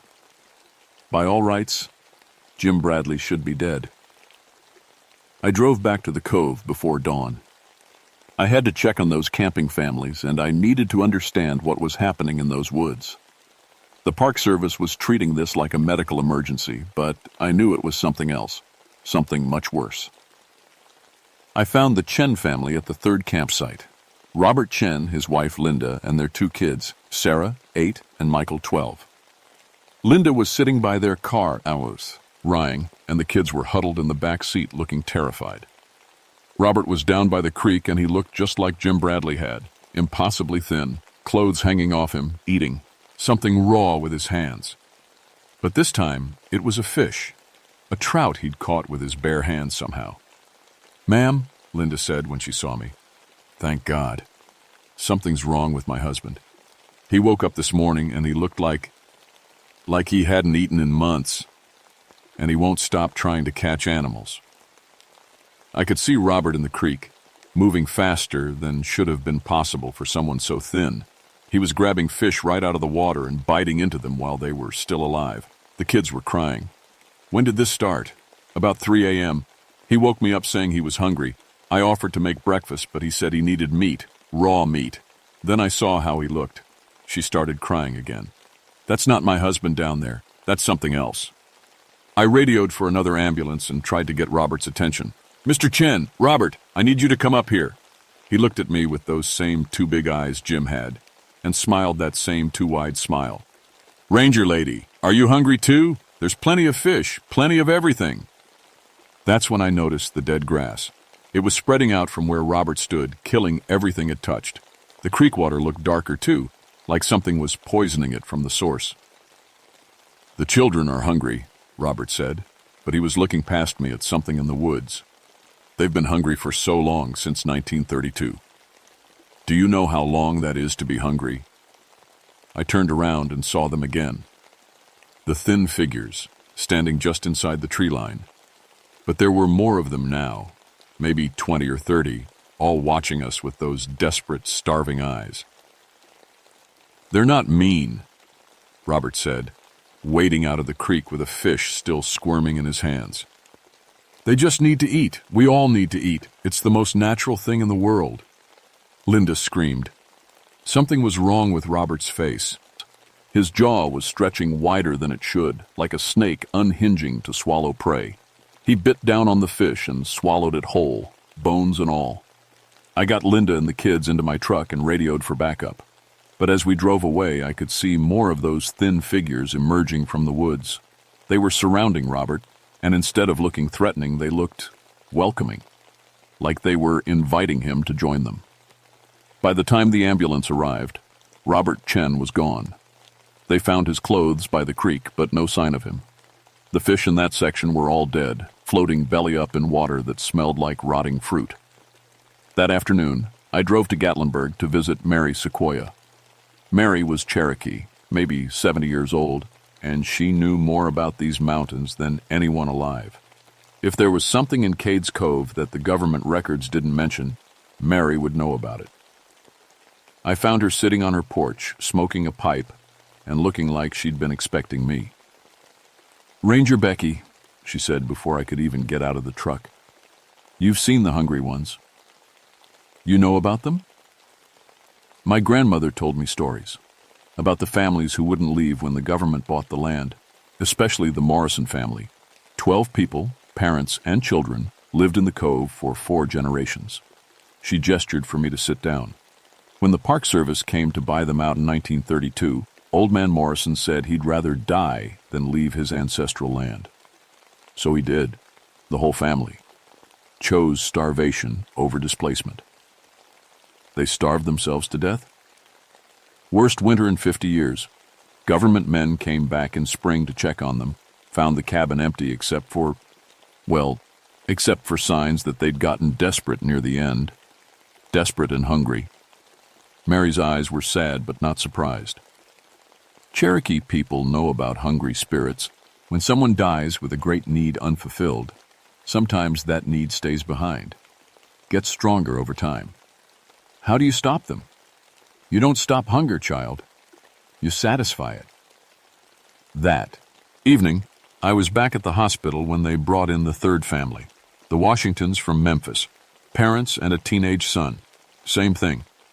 The father had the condition, rapid weight loss, compulsive hunting behavior. But this time, there was a difference. Marcus Washington didn't just look starved. He looked angry. "Where are they?" he kept asking, thrashing against the restraints. "Where are the ones who chose me? I can hear them calling. They need me to hunt. There are more people coming to the park, and we need to hunt." Dr. Hayes pulled me aside. "Becky, we've got a problem. I've been in contact with other hospitals in the region. Similar cases are showing up in Pigeon Forge, Cherokee, even as far as Knoxville. All men, all with the same rapid weight loss, all talking about being chosen to hunt." "How many?" 12 so far. But the pattern's expanding. Whatever's happening in Cades Cove, it's not staying there. I spent that night in the park archives, reading everything I could find about the Morrison family. The official records were sparse, just property deeds and tax documents. But there was a file from the park's first superintendent, a man named Williams, who'd been there when they found the Morrison cabin. His personal notes were handwritten and hard to read, but one paragraph stood out. "Found evidence of cannibalism in the Morrison cabin. Family appears to have consumed deceased members to survive final weeks of winter. Children's remains show signs of being processed for consumption. Have ordered all evidence destroyed and official cause of death listed as exposure. No good can come of this knowledge becoming public." 12 people. The same number of thin figures I'd seen in the woods. I was starting to understand. The Morrison family had died hungry, and their spirits were still hungry. But they couldn't eat. Not really. So they were living people, possessing them, making them feel that same desperate starvation. And it was spreading. I drove back to Cades Cove before dawn, armed with everything I'd learned and a plan I wasn't sure would work. Mary Sequoia was waiting for me at the gate, carrying a large basket covered with a white cloth. "Cherokee feeding ceremony," she explained. "When spirits are hungry, you feed them properly. But it has to be done at their resting place, and it has to be done right." "The Morrison cabin?" "Their graves. Williams lied in his report. The family wasn't buried in town. They're still in the cove, in unmarked graves behind the cabin foundation." We drove in together as the sun came up. The cove looked worse than ever. Whole sections of trees were dead now, and that sweet rotten smell hung in the air like fog. But the strangest thing was the quiet. No birds, no insects, no wind. Just silence. We parked at the Morrison homesite and walked into the woods behind the foundation. Mary seemed to know exactly where to go, following paths that weren't visible to me. After about 10 minutes, we came to a clearing I'd never seen before. 12 stone markers, so old and weathered they were barely visible above the grass. But the grass around them was green and healthy, the only living vegetation we'd seen all morning. "This is it," Mary said, opening her basket. "But Becky, you need to know. They're going to fight us. The possessed ones. The hungry spirits don't want to be fed. They want to keep hunting." She was right. As soon as we started setting up the ceremony, they came. All 12 possessed men, moving through the trees like hunting wolves. But they didn't look human anymore. The starvation had changed them into something else, elongated, predatory, with too many teeth and eyes that reflected light like animals. Jim Bradley was leading them. He'd escaped from Tippes. He hospital somehow, and he looked worse than ever. "Ranger Becky," he called out in that whispered voice, "you shouldn't be here. This is our hunting ground now." Behind them came the spirits themselves, the Morrison family, looking exactly as they had the day I first saw them. Impossibly thin, dressed in clothes that had rotted away decades ago, reaching toward us with fingers that were too long. "We're so hungry," the Morrison father said. "The children cry every night. We've been hungry for so long." Mary started singing in Cherokee, laying out food on white cloths over each grave marker. Traditional foods: cornbread, beans, venison, wild onions. But also foods that the Scots-Irish Morrison family would have known: biscuits, molasses, salt pork. "You don't need to be hungry anymore," Mary said to the spirits. "Your suffering can end." But the possessed men circled us, and I could see the desperation in their eyes. They'd been chosen by the hungry spirits, and they were fighting to keep that connection. The hunger had become their identity. Robert Chen appeared out of the woods, looking even thinner than before. His wife and kids weren't with him. I hoped they were safe somewhere. "The hunger is everything," he whispered. "Without it, what are we?" That's when I understood the real horror. The Morrison family had chosen starvation over losing their land, and now they were choosing hunger over peace. They'd been suffering for so long that the suffering had become who they were. "You can let go," I said to the Morrison father's spirit. "Your children don't have to cry anymore." For a moment, the attacking men stopped. I could see something changing in their faces. The desperate hunger fading, replaced by confusion. Mary finished her song and stepped back. "It's ready, but they have to choose to eat. We can't force peace on spirits who've forgotten how to accept it." The Morrison children's spirits stepped forward first. Even as ghosts, they looked like they'd been starving for months. The youngest couldn't have been more than 3 years old. 2 years. Hen she died. "Mama," the little girl spirit whispered. "I'm hungry." The Morrison mother looked at the food Mary had laid out, then at her children, then at the possessed men who were still circling us like predators. "We've been hungry so long," she said. We forgot. We forgot how to stop." "You can remember," I said. "You can feed your children properly now." Slowly, carefully, the Morrison mother knelt by the food. She picked up a piece of cornbread and held it out to her youngest daughter. The little girl spirit took it and smiled. As soon as the food touched her lips, she started to look more solid, more at peace. The other children followed, and then the father. As each spirit ate, the possessed men began to change back. Jim Bradley fell to his knees, his body filling out to normal weight in seconds. Robert Chen stumbled out of the woods, confused but human again. "Thank you," the Morrison father said to Mary. "We remember now. We remember what it was like to be satisfied." The spirits began to fade, but peacefully this time. Not disappearing, but becoming part of the land again. The dead grass started growing green, and I could hear birds singing for the first time in days. It took 3 days to clean up the aftermath. All the possessed men recovered completely, though none of them remembered much about their time as hunters. The Park Service officially blamed the whole thing on a rare parasitic infection, and Dr. Hayes backed up the story with medical reports that were creative but believable. Jim Bradley went back to his job at the ski lodge, but he started volunteering with the Park Service, helping to maintain the historical sites in Cades Cove. He never said why, but I think he remembered more than he let on. Robert Chen moved his family out of Tennessee. Last I heard, they were living in Oregon, as far from the mountains as they could get. I don't blame them. Mary Sequoia and I worked with the Park Service to create an official memorial for the Morrison family and all the other families who'd been displaced when the park was established. Every year now, on the anniversary of their deaths, we hold a Cherokee feeding ceremony at their graves, just to make sure they stay satisfied. But the most important change was in me. I finally understood what had happened to my daddy all those years ago. He hadn't been making moonshine for the money. He'd been trying to feed his family, to take care of us the only way he knew how. The hunger that drove him wasn't for alcohol or attention. It was the same hunger that had consumed the Morrison family. The desperate need to provide, to protect, to never let the people you love go without. I never blamed him for dying in that still explosion, but I'd always blamed him for taking the risk. Now I understood that some hungers are so strong, They make any risk seem worth it. 3 months later, I got a call from a ranger in Virginia. Similar reports: people eating raw meat in the woods, rapid weight loss, strange behavior. A historical site where families had been displaced for a dam project in the 1940s. "You handled something like this before, right?" the Virginia ranger asked. "Any advice?" I looked out my office window at Cades Cove, where families were camping again and children were playing in fields where the Morrison children had once starved. The grass was green, the trees were healthy, and everything looked normal. But I knew better now. I knew that hunger never really goes away. It just finds new places to live.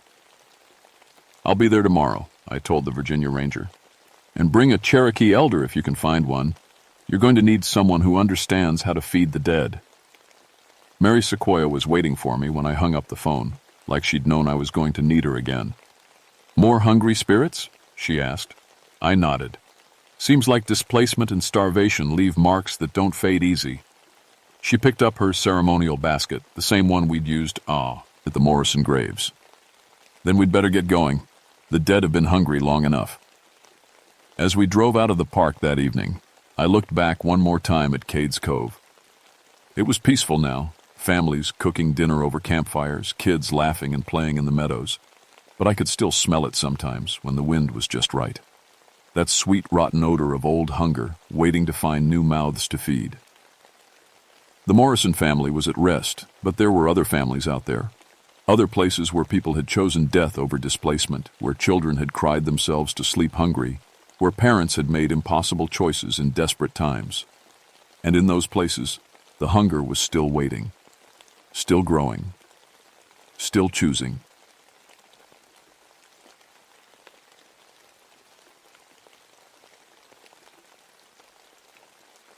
My name is Catherine Mountainheart, but everyone calls me Cat. I've been a ranger here in Savage River State Forest for 12 years now. Back in 1971, I was the first woman they ever hired in Maryland's park system.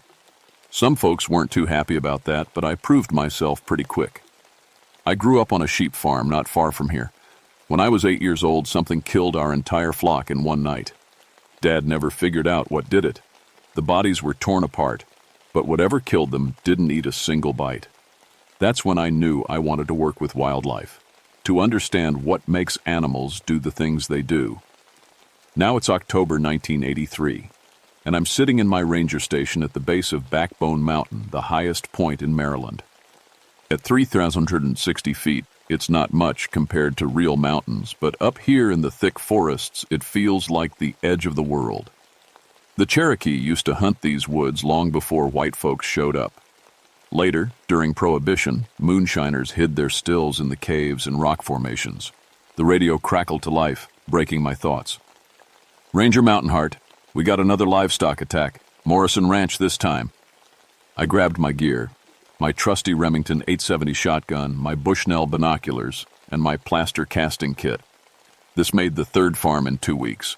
First, the Hensley place lost 12 sheep, found them arranged in a perfect circle, throats torn out clean. Then the O'Brien homestead called about their prize bull. When I got there, that 200-pound animal was hanging 15 feet up in an oak tree like someone had tossed it there.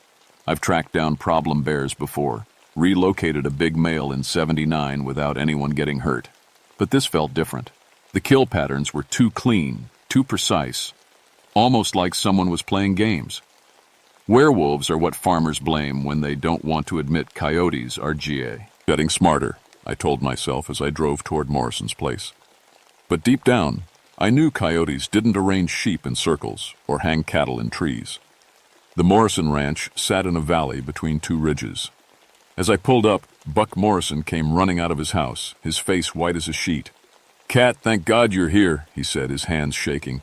"It got 8 of my cattle, but that ain't the worst part." He led me to the barn. The wooden door had claw marks gouged deep into the wood. I'd seen bear claws before, but these were different. Longer, more spread out, and there were 7 marks in each set, not 5. "Buck, did you see what did this?" He shook his head. "Happened sometime after midnight, but my cattle dog Duke won't even come near the pasture now. Just sits on the porch and whines." I walked out to where the cattle lay scattered across the field. Same pattern as before, surgical precision, no feeding. Whatever killed them did it for sport, not hunger. I knelt down and started making plaster casts of the tracks I found in the soft mud near the water trough. The prints made my skin crawl. They looked almost like wolf paws, but huge, 14 inches long. And they showed something no wolf track should show, the impression of a heel, like a human foot. Some tracks showed 4 legs, others just 2. The stride length kept changing too, from normal 4-legged steps to impossible 6-foot leaps between prints.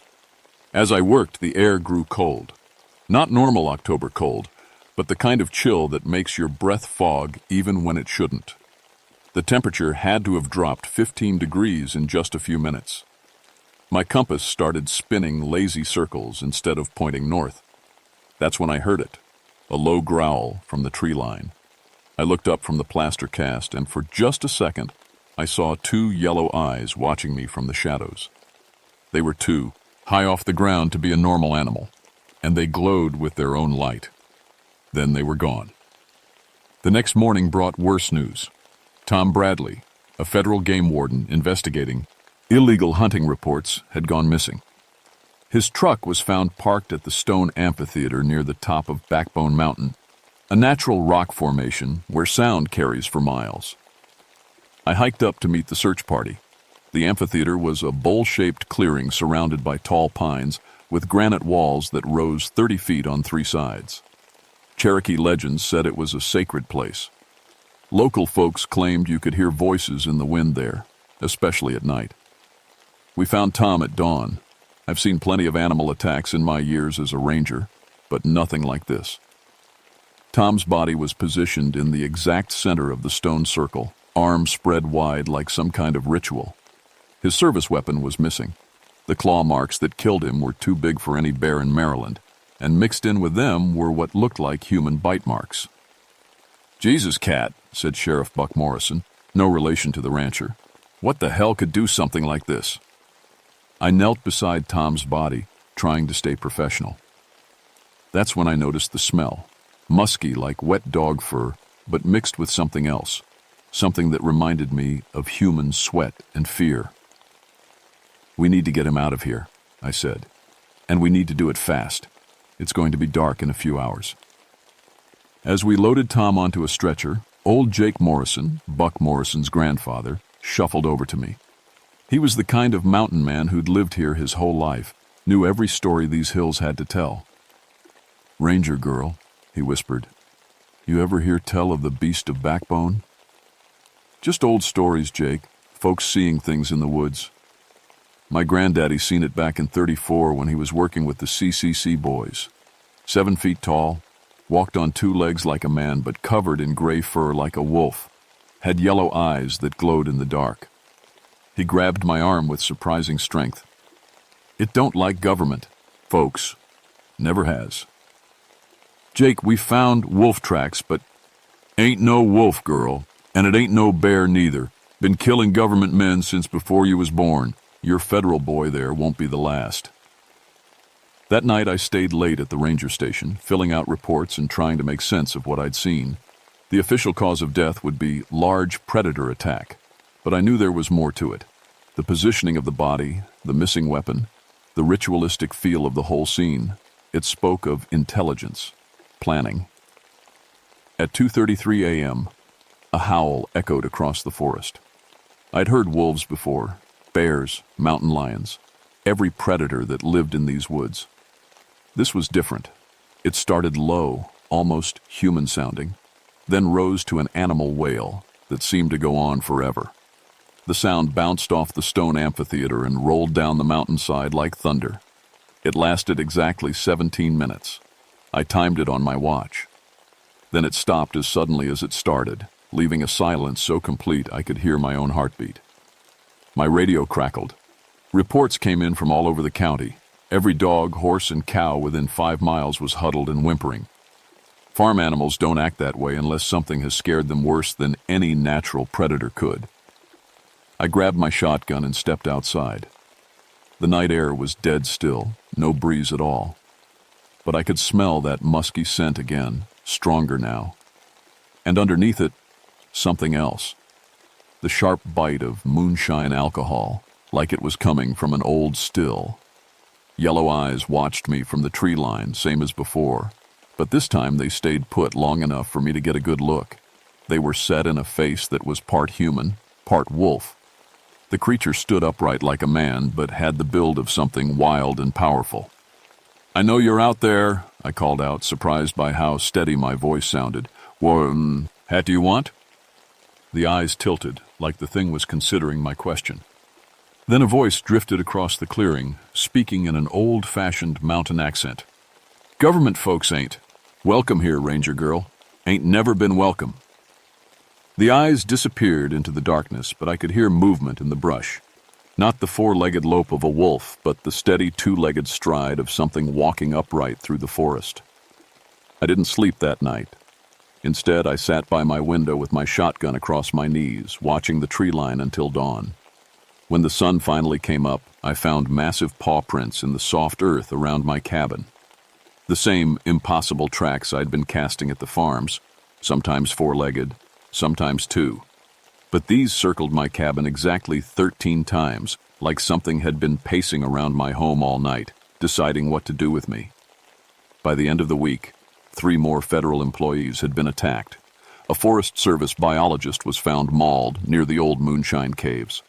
2 park maintenance workers were discovered at separate locations, both killed with the same ritualistic precision.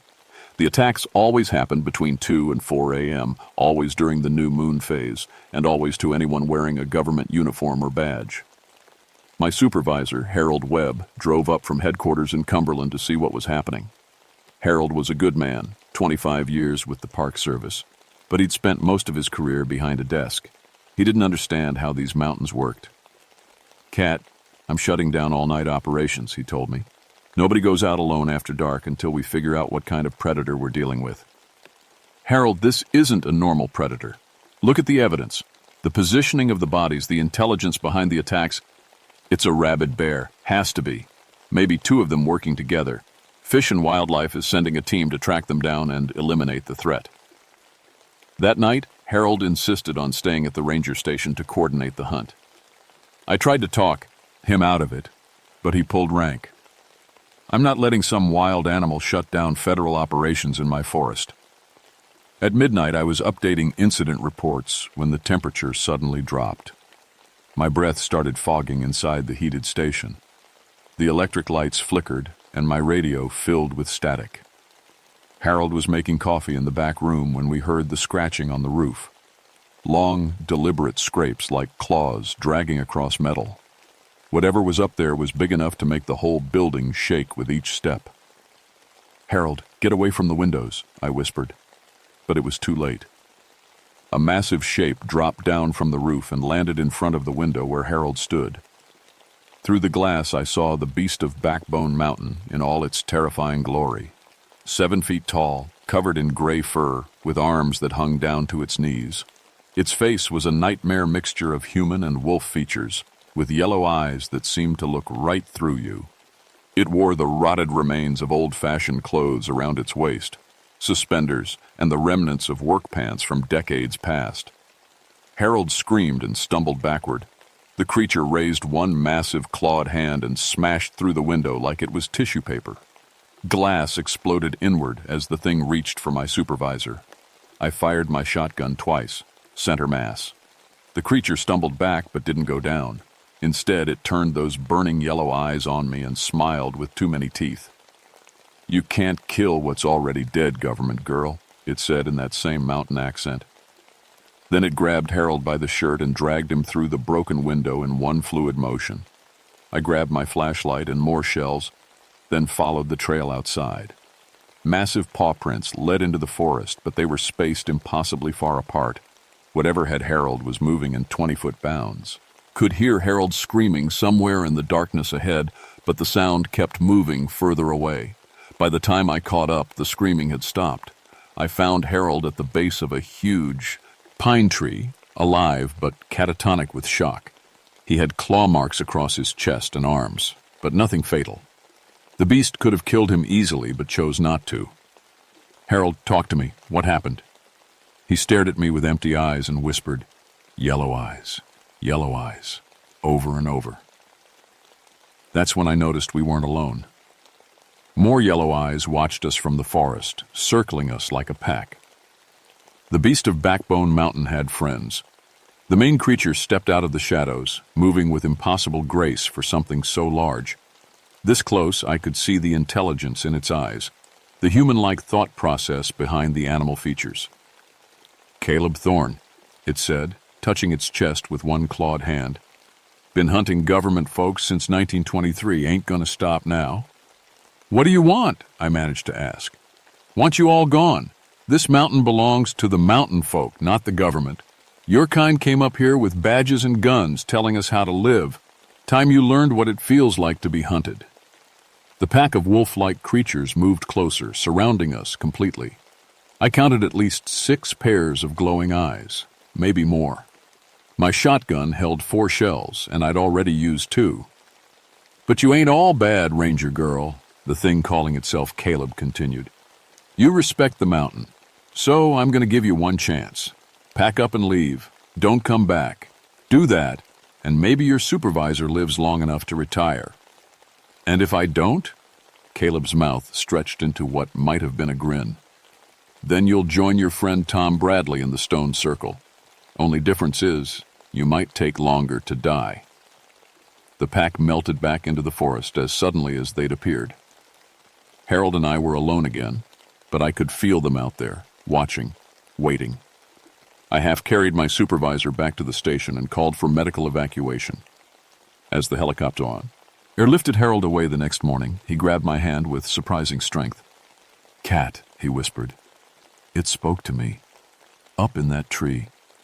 Told me things about this place, about what happened here during Prohibition.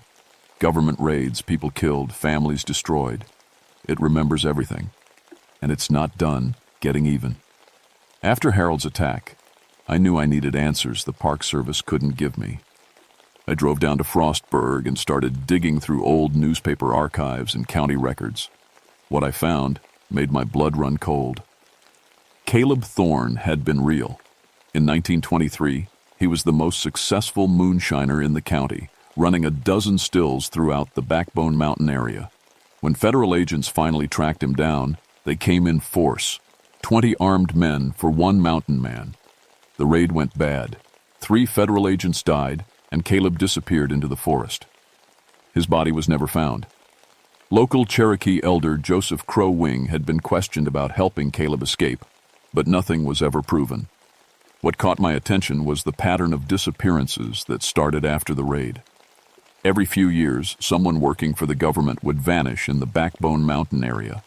Forest Service workers, federal agents, even CCC workers during the Depression. Always the same MO. Ritualistic killings, bodies found in the stone amphitheater. I needed to talk to someone who understood the old ways. I found Joseph Crow Wing's great-niece, Sarah, living in a trailer at the base of the mountain. She was about my age, with long black hair and eyes that seemed to see more than they let on. "Ranger, you've got yourself a problem that bullets won't solve," she told me after I explained what had been happening. "Tell me about Caleb Thorne." Sarah was quiet for a long time, staring up at Backbone Mountain. "My great-uncle Joseph made a mistake back in 23. He was trying to help a desperate man, but some help comes with a price you don't understand until it's too late."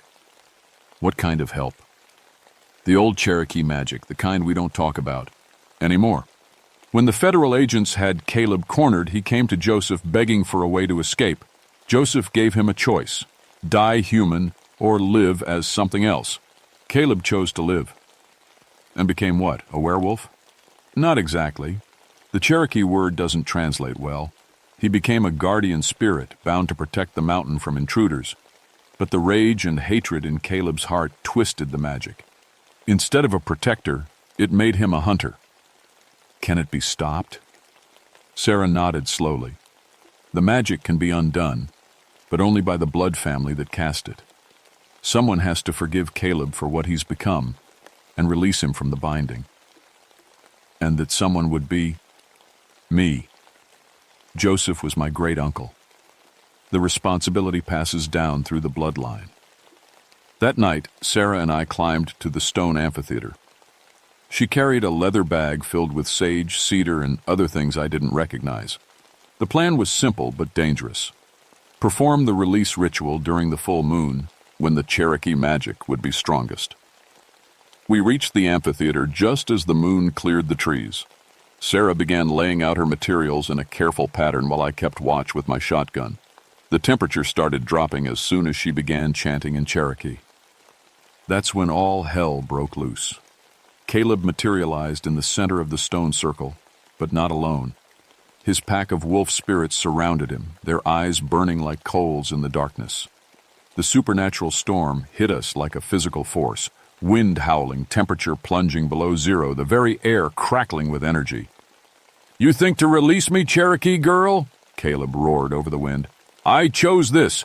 I choose to hunt government dogs forever." The pack attacked. I emptied my shotgun into the nearest wolf spirit, and it dissolved into mist before reforming seconds later. These weren't physical creatures, Nymore. They were something beyond bullets and buckshot. Sarah kept chanting, her voice growing stronger despite the chaos around us. The ritual circle began to glow with soft blue light, and I could see it was working. Caleb's form started to flicker, becoming more human and less beast. "No!" he screamed, lunging for Sarah with claws extended. I threw myself between them, taking the full force of his attack. Claws raked across my chest and shoulder, pain exploding through my body. But it bought Sarah the time she needed. "Caleb Thorne," she called out in a voice that carried the authority of generations. "I am Sarah Crow Wing, great-great-niece of Joseph who bound you. In the name of our ancestors, in the name of the mountain spirits, I forgive you for the pain that drove you to this choice. I release you from your binding. Go in peace to the spirit world where you belong." The wind stopped. The temperature rose. The wolf pack faded away like morning mist. And Caleb Thorne stood before us in human form for the first time in 60 years. He was just a man. Not young, not old, wearing the work clothes of a 1920s moonshiner. The rage was gone from his eyes, replaced by something like gratitude. "Thank you," he whispered to Sarah. 60 years of hunting, 60 years of hatred. I was so tired of being angry. He looked at me, bleeding on the ground. "I'm sorry, Ranger girl. You respected the mountain. You didn't deserve what I put you through." The first rays of dawn touched the stone circle, and Caleb Thorne faded away like smoke on the wind. The official report blamed everything on a pack of rabid wolves, eliminated by professional hunters. Tom Bradley's death was listed as a hunting accident. The other victims were filed under various animal attacks. The federal government is good at making inconvenient truths disappear. Harold recovered from his psychological trauma, though he took early retirement and moved to Florida. He sends me a Christmas card every year, but we never talk about what really happened that night. Sarah and I became close friends. She taught me things about Cherokee spiritual practices that weren't in any textbook. In return, I helped establish the Backbone Mountain Cultural Heritage Site, protecting the stone amphitheater and the old Cherokee sacred places from development. I'm still a ranger, but my job description has changed. I'm officially the Park Service's liaison to local tribal communities. Unofficially, I'm the person they call when something happens that doesn't fit in any manual. The attacks stopped completely after that night in the stone circle. Livestock deaths went back to normal predator patterns. The temperature anomalies disappeared. Even the local animals seemed calmer, like some great tension had finally been released from the mountain. But sometimes, on clear nights when the moon is full, I still hike up to the stone amphitheater. Not because I expect trouble, but because the place has become peaceful in a way it never was before. The Cherokee spirits that belong there are free to rest, and the one that didn't belong has finally found peace. The real lesson isn't about werewolves or Cherokee magic, though both are more real than most people want to believe. It's about how hatred and injustice can poison a place for generations, creating monsters out of men and turning natural guardians into hunters. Caleb Thorne chose his transformation because he couldn't see past his rage.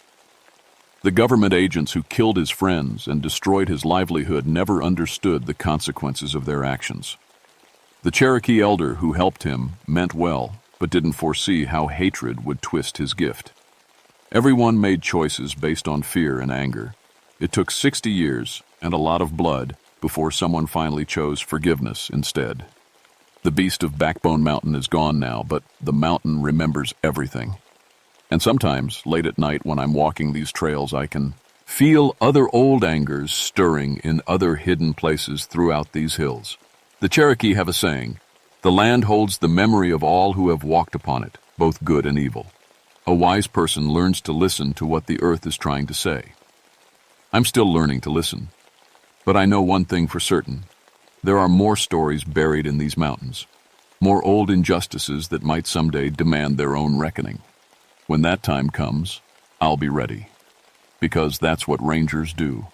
We protect the wilderness and everyone in it, even when the threats come from places our training manuals never prepared us for.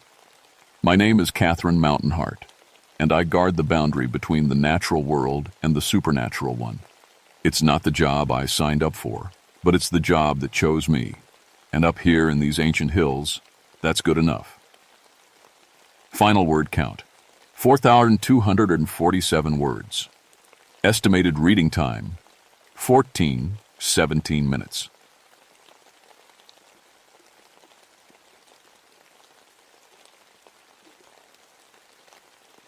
My name is Bill Stone River, and I've been a ranger in Jefferson National Forest for 20 years. In all that time, I never lost a single child on my watch, not one. That's something you can be proud of when your job is keeping families safe in the wilderness. The radio crackled to life at 2:47 p.m. on July 15, 1966. "Bill, we got missing kids at Grayson Highlands. Boy Scout troop. You better get up there." I was fixing a broken trail sign near Mount Rogers when the call came in. The highest peak in Virginia stretched up 5,729 feet above me, covered in wild rhododendron and home to herds of wild ponies. It's beautiful country, but it can be dangerous if you don't know what you're doing. "How many kids?" I asked, already packing my gear. "Whole troop, 8 boys ages 10 to 14, 2 adult leaders, Troop 247 from Richmond." My blood went cold. 10 people don't just vanish. I grabbed my first aid kit, signal mirror, and compass. 20 years of experience told me this would be different from the usual lost camper calls. The drive to Massey Gap took 40 minutes on winding mountain roads. Wild ponies grazed in the high meadows, their tails flicking at flies. Everything looked normal. Too normal. I met Sheriff Tom Bradley at the troop's campsite. What I saw there made no sense. 3 orange tents stood perfectly in place. A camp stove still had half-cooked beans in the pot. Sleeping bags lay neat and tidy. Personal items sat arranged like the owners had just stepped away for a minute. "No signs of struggle," Tom said, mopping sweat from his forehead. "No tracks leading away from camp. It's like they all just disappeared." I walked the camp's border, studying the ground. After 2 decades in these mountains, I could read tracks like words on a page. There should have been footprints, broken branches, some sign of 10 people leaving in a hurry. Instead, I found something that made my skin crawl. Small, bare footprints circled the entire camp. Child-sized, but wrong somehow. Too many of them, overlapping in patterns that hurt to look at. "Tom, when did someone last see them?" "Yesterday evening. Park visitors said she heard kids singing around their campfire at sunset. But this morning," he gestured at the empty camp. I knelt by the cold fire pit. The ashes held the shape of logs that had burned completely down, a full night's worth of burning. But if the scouts had been here all night, where were they now? That's when I heard it, faint at first, carried on the mountain wind. Children's voices singing, "Ring Around the Rosie." The sound came from Rhododendron Gap, about a quarter mile away. "You hear that?" I asked Tom. He tilted his head, listening. "Hear what?" The singing continued, clear as church bells to my ears. Multiple voices, different ages, harmonizing in a way that raised goosebumps on my arms. I started toward the sound, but Tom grabbed my shoulder. "Bill, there's nobody out there. We've searched that whole area twice." But I heard them. Sweet young voices singing the old children's song. And something about that sound made me think of my little brother Tommy, who drowned when I was 12. Tommy, who loved to sing that same song. The voices faded as suddenly as they'd started. The mountain fell silent except for wind through the trees. Even the wild ponies had stopped grazing and stood with their heads raised, ears forward, like they were listening too. I'd been dealing with missing persons for 20 years, lost hikers, confused elderly folks, teenagers who wandered off trail. But this felt different. This felt wrong in ways I couldn't name. We need to expand the search, I told Tom. Check every trail, every clearing, every cave between here and the summit. As we prepared to head out, I noticed something else. A perfect circle of dead grass surrounded the entire campsite. The brown ring was about 6 feet wide, like something had sucked the life right out of the ground. I'd never seen anything like it. But I'd also never had 10 people vanish without a trace. The mountain wind picked up, carrying a chill that didn't belong in July. Somewhere in the distance, I could swear I heard a child laughing. We searched until dark and found nothing. No tracks, no torn clothing, no signs that 10 people had ever walked these trails. It was like they'd been plucked right off the mountain. I went home to my wife Ruth and our 3 kids that night, but I couldn't shake what I'd seen. The dead grass circle, those strange footprints, the singing voices that Tom couldn't hear. "You look troubled," Ruth said as she served dinner. Our kids, Tommy Jr., 16, Susan, 12, and Bobby, 8, chattered about their day while I picked at my food. "Just a tough case," I said. "Missing Boy Scout troop." Ruth knew not to push when work was weighing on me, but I caught her looking at our kids with the expression every parent gets when they hear about missing children. That cold fear that whispers, "What if it was mine?" The radio woke me at 5:30 a.m. Another missing child. "Bill, you need to get back up to Mount Rogers. Family named Peterson. Parents found in their tent this morning, but their little girl Amy is gone." I drove through the pre-dawn darkness, my headlights cutting through mountain fog that seemed thicker than usual. When I arrived at the Peterson campsite, I found a scene that chilled me worse than the scout camp. Jim and Carol Peterson sat in their tent staring at nothing. They didn't respond when I called their names. Their eyes were open but empty, like they were looking at something far away. "They've been like this since dawn," said Deputy Miller. "Won't talk, won't move, just keep staring." I knelt beside Carol Peterson. She was a young mother, maybe 30, with brown hair and kind eyes that now looked hollow. "Mrs. Peterson, can you tell me about Amy?" For a moment, nothing. Then Carol's lips moved in a whisper so soft I had to lean close to hear. "Amy went to play with the other children." "What other children?" "The children in the meadow. They were singing such pretty songs." My blood turned to ice water. What did they look like? Carol's eyes focused on me for the first time. Some wore old-fashioned clothes. Some looked like Indians. But they were all children, and they wanted Amy to join their games. I looked around the Peterson camp. Like the scout site, everything was arranged normally except for one thing. Small handprints covered the outside of their tent. Too many handprints for one 7-year-old girl. "How many children did you see?" I asked Carol. "So many," she whispered. They held hands in a circle, dancing and singing. Amy laughed when she ran to them. She looked so happy. That's when I heard it again. Children's voices carried on the morning wind, singing "Ring Around the Rosie." But this time, I heard a new voice mixed in with the others. A little girl's voice, bright and joyful. Amy Peterson's voice. I grabbed my radio. "Tom, I need every available man up here. And call the Cherokee Tribal Council in North Carolina. Ask for Joseph Ridge." "The Cherokee Council?" "Bill, what does this have to do with—" "Just do it, Tom. Trust me." I'd been studying local history for years, part of my job as an education ranger. Mount Rogers sat on an old Cherokee trail, one of the routes they'd been forced to walk during the removal in 1838. The Trail of Tears had passed right through these mountains. And I remembered reading about Cherokee children who died of cold and hunger during that terrible winter crossing. The fog grew thicker as the morning wore on. Temperatures dropped 20 degrees, impossible for July, but real enough to see my breath. The wild ponies had fled the high meadows entirely, leaving the M.O. Untamed eerily quiet except for those singing voices. At 3:17 p.m., the voices grew loud enough that even Tom could hear them. "Jesus, Bill, where are they?" We followed the sound to Rhododendron Gap, the same place I'd heard them yesterday. The fog was so thick I could barely see my own feet. But through the white mist, shapes moved. Children.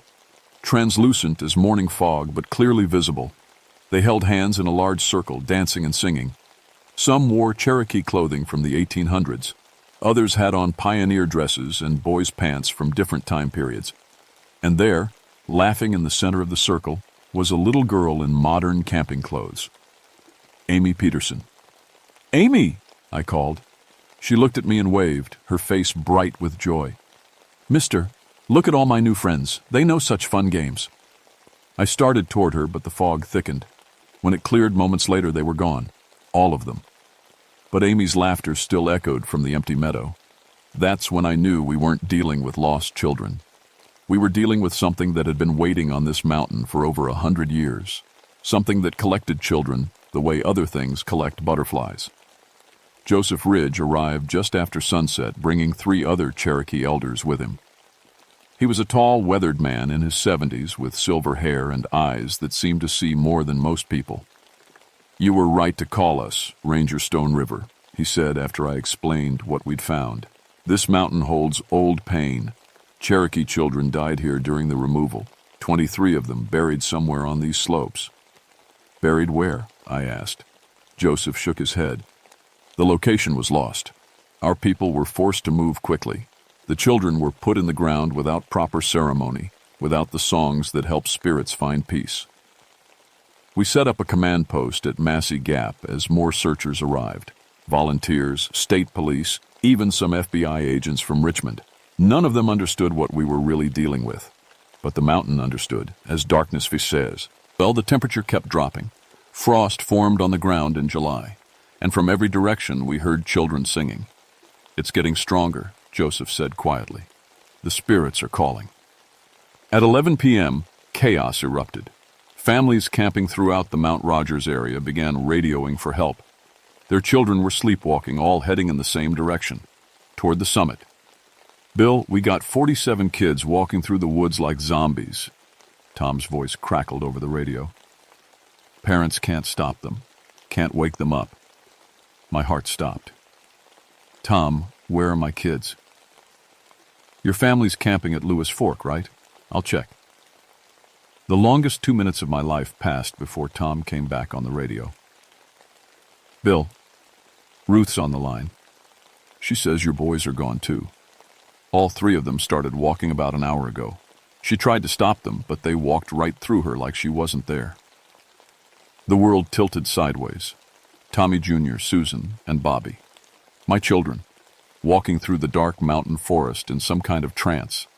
20 years of protecting other people's kids, and I couldn't save my own. "Where are they heading?" I asked, though I already knew. "Straight up the mountain, all of them. It's like something's calling them." Joseph Ridge put his hand on my shoulder. "The Cherokee children are lonely. They died far from home without their families. They want companions for their games." "Then we stop this," I said. "How do we stop this?" "The spirits need what they never received. Proper mourning. A Cherokee ceremony to help them find peace." "Will that save the living children?" Joseph's weathered face was grave. "If we can reach them in time. But the dead children will not want to let go. They've been alone for too long."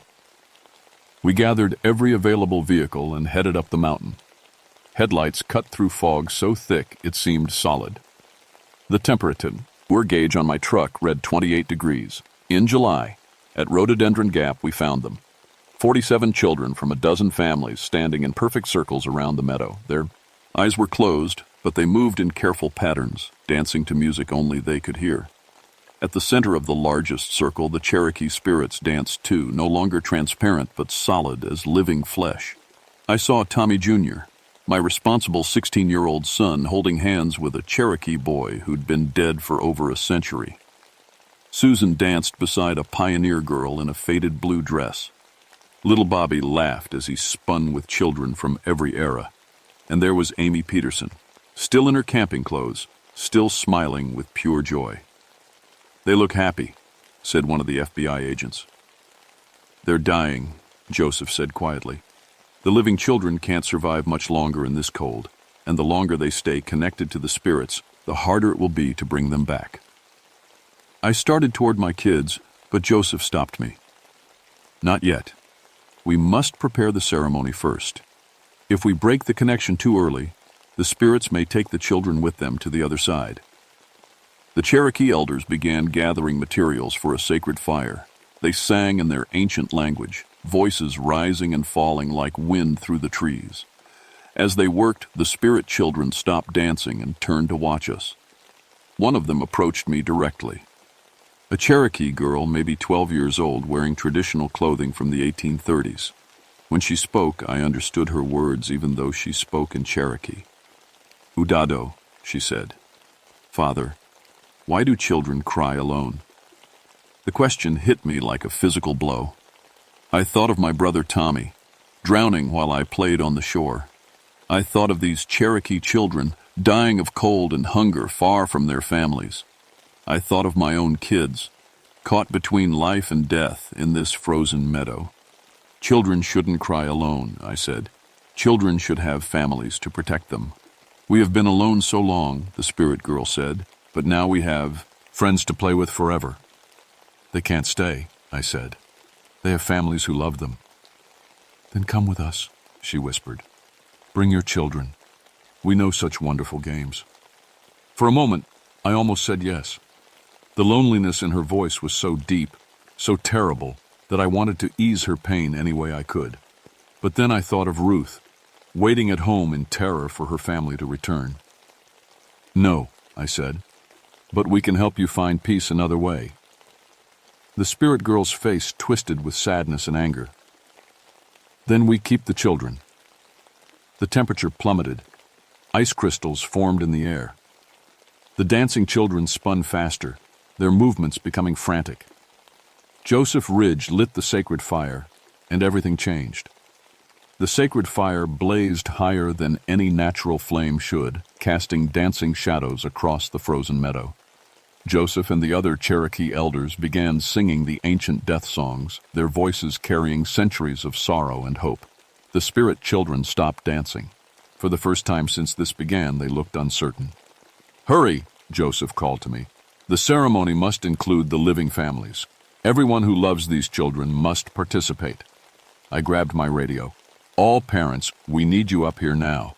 Don't ask questions, just come. Your children's lives depend on it." Within minutes, cars and trucks began arriving. Parents poured out, desperate to reach their sleepwalking children. But Joseph held them back. "Not yet. We must do this properly, or we lose them all." Ruth arrived in our family station wagon, her face streaked with tears. She ran to me, and I held her tight as we watched our 3 children dance with the dead in the center of that impossible circle. "What's happening to them?" she whispered. "Cherokee children who died during the removal," I explained quickly. "They've been lonely for over 100 years. They want our kids to stay and play with them forever." More Cherokee spirits materialized around the fire. Not just children now, but adults. Parents who'd lost their babies during the long march. Grandparents who'd died of grief. They watched the ceremony with expressions of infinite sadness. The living children began to slow their dancing. Whatever force had been controlling them was weakening. "Now!" Joseph shouted. Parents rushed forward. I reached Tommy Jr. first, grabbing his shoulders and shaking him. "Tommy, son, wake up!" His eyes fluttered open, confused. "Dad? Where are we?" All around the meadow, living children began to wake in their parents' arms. But the spirit children weren't ready to let go. The temperature dropped even further. Ice formed so fast it cracked like gunshots. The Cherokee girl who'd spoken to me earlier materialized right in front of my family. Her face was no longer sad, but furious. "You cannot take them," she screamed. "We've been alone too long." The other spirit children pressed closer, reaching for the living kids with hands that glowed like moonlight. Little Bobby looked up at one of them and smiled. "Can I keep playing?" he asked innocently. "No!" Ruth pulled him back, but the spirit children were growing more solid, more real. That's when Joseph Ridge did something that saved us all. He stepped into the center of the circle and began to sing a different song. Not a death song, but something else. A welcoming song. The adult Cherokee spirits moved forward, mothers and fathers who'd lost their children during the removal. They reached out to the lonely spirit children with love that had survived death itself. "Edoda, Etsi," the spirit children whispered. "Father, Mother." The adult spirits embraced their children, holding them close for the first time in over a century. And as they did, the supernatural cold began to lift. "It's time to go home," one of the spirit mothers said gently. "Time to rest." The spirit children looked back at us one more time. The Cherokee girl who'd been their leader smiled at me, and this time her expression held peace instead of loneliness. "Thank you, Udado," she said. "Thank you for helping us remember that we were loved." One by one, the Cherokee spirits faded away, not vanishing in anger or despair, but dissolving gently into light that rose up toward the stars. The supernatural cold lifted. Normal July temperatures returned to the mountain. The living children remained safe in their parents' arms. But as the spirits departed, something else happened. The ground where they'd been dancing began to glow with soft light. Objects appeared in the grass, Cherokee artifacts, pottery, beadwork, small toys carved from wood, gifts from the dead to the living. A thank you for proper mourning they'd waited 128 years to receive. Amy Peterson ran to her parents, chattering excitedly about her new friends and the games they'd taught her. The Boy Scout troop appeared at the edge of the meadow, walking out of the forest like they'd just been on a nature hike. Everyone was safe. Everyone was alive. But I knew this was only the end of the beginning. The official report blamed the incident on atmospheric disturbances caused by unusual weather patterns at high altitude. The FBI agents wrote up something about mass disorientation due to temperature extremes and oxygen deprivation. None of them mentioned ghost children or Cherokee ceremonies, but the families who were there knew the truth. They'd seen their children dancing with the dead, and they'd watched love conquer loneliness across the boundaries of death itself. Joseph Ridge and the Cherokee elders helped us create a proper memorial for the 23 children who died during the removal. A simple stone marker in the meadow where they'd finally found peace. It reads, "In memory of the Cherokee children who died far from home, 1838. You are not forgotten." We hold a ceremony there every year now, Cherokee. Families come from across the country to sing the old songs and remember their ancestors. Boy Scout troops visit to learn about the Trail of Tears. The dead children's sacrifice teaches them living about history they should never forget. My own family was changed by what we experienced. Tommy Jr. studies Cherokee history in college now. Susan wants to become a teacher so she can help preserve Native American culture.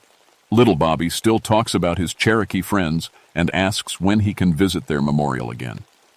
Ruth and I have grown closer, bound by the knowledge that we almost lost everything to forces beyond our understanding. As for me, I've become the Park Service's expert on Cherokee cultural sites.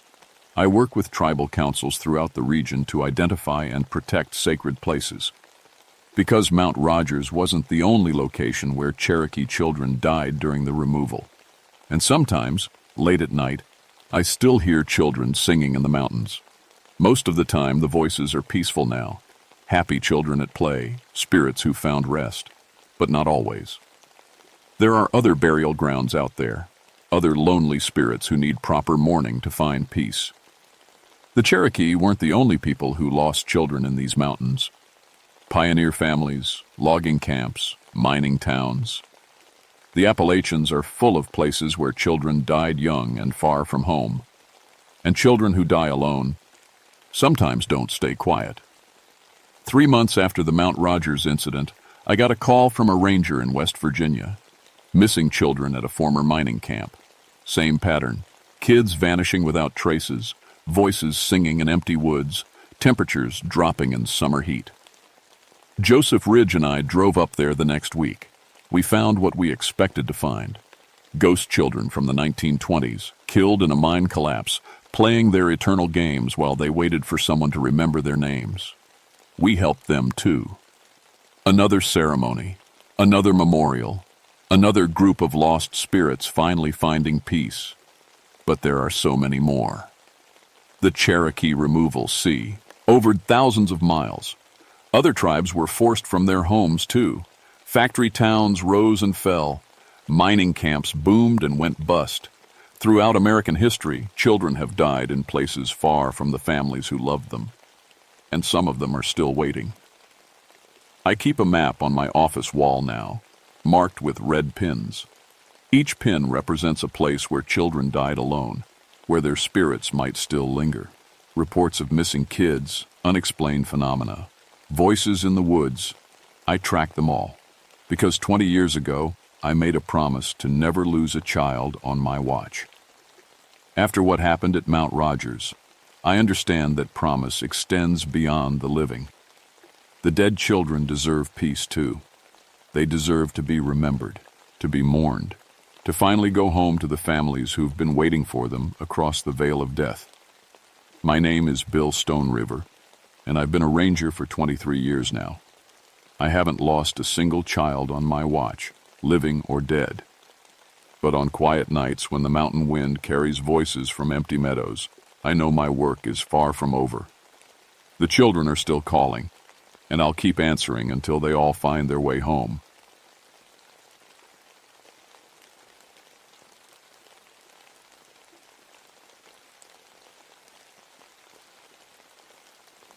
My name is Frank Colborn, and I've been a ranger in Daniel Boone National Forest for 18 years. In all that time, I've never lost anyone in these caves. Not once. I've pulled out 47 people from underground holes that could have been their graves. Broken bones, hypothermia, getting lost in the dark. I've seen it all. But what happened in September of 1971 still keeps me awake some nights. It started with a phone call at 6 a.m. on a Tuesday. Sheriff Campbell's voice was tight with worry. "Frank, we got a problem. That university team that went into the Red River Caves 3 days ago, they missed their check-in. All of them." I sat up in bed, already reaching for my boots. Dr. Helen Martinez and her geology students had been mapping the new cave system that opened up after the rockslide last month. Smart people, well-equipped. They weren't the type to take stupid risks. "Any radio contact?" I asked. Last we heard was Sunday evening, something about unusual rock formations. Then nothing. 20 minutes later, I was loading my truck with rope, carbide lamps, and first aid supplies. The Red River Gorge Caves were my territory. I'd mapped over 200 of them, knew every twist and turn like the rooms in my own house. The locals called me the Cave Ghost because I could navigate underground in complete darkness. It was a skill that came from my daddy and his daddy before him. 3 generations of coal miners until Black Lung took my father when I was 22. The cave entrance looked normal enough. September morning mist hung between the sandstone cliffs, and the usual sounds of the forest filled the air. Birds singing, leaves rustling, water trickling somewhere deep underground. But something felt off. The animals were too quiet near the cave mouth, and my compass needle kept twitching toward the darkness like it was being pulled by a magnet. I found to ear equipment first, survey instruments scattered near the entrance, batteries dead in their radios. Their packs were there too, but no signs of struggle. It looked like they'd just walked away from everything. "Dr. Martinez!" I called into the cave. My voice echoed back strange, like the walls were singing my words back to me in a different tune. Nothing. I lit my carbide lamp and checked my rope. 150 feet of good hemp line, enough to get me out of most trouble. The cave mouth opened into a passage I'd been through dozens of times. Standard limestone walls, familiar formations. Nothing unusual. But as I walked deeper, my breath started making little clouds in the air. The temperature was dropping fast, too fast for a normal cave. And there was something else. A sound, so faint I almost missed it. Like voices, far away, singing in harmony. I stopped and listened hard. The singing seemed to come from everywhere and nowhere, echoing off the walls in ways that made no sense. I'd studied cave acoustics for years. Sound didn't behave like this in normal limestone formations. Just the wind, I told myself. Underground rivers, perfectly normal. But my hands were shaking as I moved deeper into the darkness, and it wasn't from the cold. 300 feet in, the cave changed. The familiar limestone walls gave way to something I'd never seen before. Crystal formations that caught my lamplight and threw it back in strange patterns. They looked almost like organ pipes, lined up in perfect rows along the cave walls. The singing was getting louder. I found Mark Chen in the first big chamber. He was sitting upright against the wall, mouth open wide like he was singing at the top of his lungs. But no sound was coming out. His vocal cords were destroyed, I could tell just by looking at his throat. Blood had dried on his chin. "Mark!" I shook his shoulder. Out his eyes didn't focus on me. They stared straight ahead at the crystal formations on the far wall. His body was warm, alive, but he was somewhere else entirely. When I checked his pulse, it was steady but slow. He'd been sitting here for 3 days without food or water, which should have been impossible. People don't survive that long in caves like this. The temperature alone should have killed him. I tried to lift him, but he fought me with surprising strength. His mouth kept working, trying to make sounds that wouldn't come, like he was desperate to join in with the singing that filled the air around us. The singing that was getting louder by the minute. I grabbed my radio, but it was dead, just like theirs had been. Even my flashlight started dimming, like something was draining the power right out of it. The only light I had was my carbide lamp, and the flame was dancing in ways that made no sense. There was no wind down here, but it flickered like a breeze was blowing on it. That's when I saw her. A woman in the crystal formations across the chamber. She was transparent, like looking through water, but I could see her clearly. Long black hair, traditional Cherokee dress, and she was singing. Her mouth moved in perfect harmony with the voices that echoed through the cave. I blinked hard, sure I was seeing things, but she was still there when I opened my eyes, and now she was looking right at me. She raised one hand and pointed deeper into the cave, then opened her mouth wider. The singing got so loud it hurt my ears. "Who are you?" I whispered. She smiled, but it wasn't a happy smile. It was the saddest thing I'd ever seen. Then she faded away and the singing dropped back to a whisper. Mark Chen was still trying to make sounds with his ruined throat. I couldn't carry him out alone, not with him fighting me every step. I needed to find the others first, see if any of them were in better shape to help. I left him there. God forgive me, I left him there and went deeper into the cave. 50 feet further in, the temperature dropped another 10 degrees. Yes. My breath was coming out in thick clouds now, and ice was starting to form on the cave walls. In September, in Kentucky, that's when I knew for certain that this wasn't natural. The passage opened into another chamber, bigger than the first. The ceiling disappeared into darkness above my head, and the walls were covered with those same crystal formations. They looked like pipes in a church organ, all different sizes, arranged in perfect musical scales. Dr. Martinez was standing in the center of the chamber. She was facing the far wall, arms at her sides, head tilted back. Her mouth was open, and she was singing. Her voice mixed with all the others, creating harmonies that made my skin crawl. She'd been singing for days, I realized. Her lips were cracked and bleeding, but she wouldn't stop. "Helen!" I called. She didn't turn around, didn't even seem to hear me. She just kept singing, swaying slightly in time with the music that filled the cave. I walked closer and saw that her skin had a strange, grayish color to it, like stone. When I touched her arm, it felt cold and hard, not quite human anymore. That's when the temperature in the cave dropped to freezing, and the singing got loud enough to make my teeth ache. All around the chamber, figures started appearing in the crystal formations. Dozens of them, men and women from different time periods, all singing the same impossible song.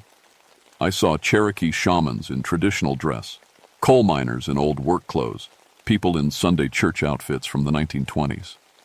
All of them transparent, all of them singing, all of them looking at me with eyes that begged me to join them. And in the back, barely visible but unmistakable, I saw my wife Mary. She'd been dead for 2 years, killed in a car accident on a rainy night. But there she was, young and beautiful, reaching out to me with one hand. "Frank," she whispered, her voice me, shing with all the others. "Come sing with us. We've been waiting for you." The pull was so strong I took a step toward her before I caught myself. Every instinct I had was screaming at me to run, but I couldn't leave the others. Not Dr. Martinez, not the students who were still somewhere in this nightmare. The spirits kept singing, and Mary kept reaching for me, and I had to close my eyes and back away before I lost myself completely. There were 2 more people to find, and something told me they were even deeper in the cave, where the real danger was waiting. I found Lisa Wong and David Burke in the deepest chamber I'd ever seen in these caves. The passage had led down and down until I was sure I was 1,000 feet underground. My ears were popping from the pressure, and the air was so cold I could barely feel my fingers. They were holding hands in a circle with empty air, singing to crystal formations that towered above them like cathedral spires. Their skin had that same gray, stone-like color as Dr. Martinez. But worse, I could see veins of actual crystal running through their arms and necks. They were turning into rock, and they were still alive. The singing in this chamber was deafening. Not just the 2 students, but hundreds of voices echoing off the walls. The crystal formations were amplifying every sound, creating harmonies that shouldn't have been possible. It felt like the song was getting inside my head, trying to rewire my thoughts. I tried to grab Lisa's arm to pull her away, but touching her sent a shock of pain up my arm like I'd grabbed a live wire. She didn't even notice. Her eyes were rolled back, showing only white, and her mouth moved in perfect time with David's and all the invisible singers around them. That's when I realized what was happening. The crystals weren't just amplifying the songs, they were storing them. Every person who'd ever died singing in these caves was trapped in the stone, their voices preserved forever, and the living people, they were being added to the collection. The Cherokee woman appeared again, cleared, or this time. She stood right in front of me, so real I could have touched her. "Ayanna," she said, and I somehow knew that was her name. Medicine woman of the Cherokee, buried alive in this place by white settlers in 1794. I have been singing the death songs for 200 years, waiting for others to join the harmony. Her voice was inside my head now, not coming through my ears. The coal miners came in 1847, sealed in by their own company during a dispute. They sang hymns as they died, and their voices joined mine. The church choir came in 1923. Lost in the darkness, they sang until the end. All of us together now, forever. The temperature kept dropping, and ice was forming on the walls so fast I could hear it crackling. My carbide lamp started flickering, and I knew it wouldn't last much longer. Every generation, Ayanna continued, new voices join our song. The lonely, the lost, the grieving. We offer them what they seek: eternal community, perfect harmony, never to be alone again. I saw Mary again, closer this time. She looked exactly like she had on our wedding day, radiant and smiling. "Don't you miss me, Frank?" she asked. "Don't you want to be together again? Forever this time, no more separation, no more loneliness. Just join the song. It's so beautiful here." I wanted to. God help me, I wanted to more than anything I'd ever wanted in my life. 2 years of grief and loneliness, of coming home to an empty house, of missing her voice in the morning and her hand in mine at night. All of that could end right now. But then I looked at Lisa and David, at what was happening to them. Their humanity was being drained away, turned into something else. Whatever was left when the transformation finished, it wouldn't really be them anymore. "No," I said out loud. "This isn't right. You're killing them." Ayanna's expression didn't change, but the singing got louder. Mouth's angry now. "They choose to stay," she said. "They hear our song and choose harmony over loneliness. As you will choose." The crystal formations started glowing brighter, and the temperature dropped so fast my breath turned to ice in my lungs. All around the chamber, more spirits appeared. Not dozens this time, hundreds. Men, women, children, all singing, all reaching for me. The cave began to shake.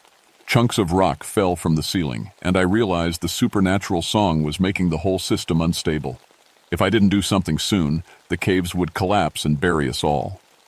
But I couldn't fight this alone. I needed help.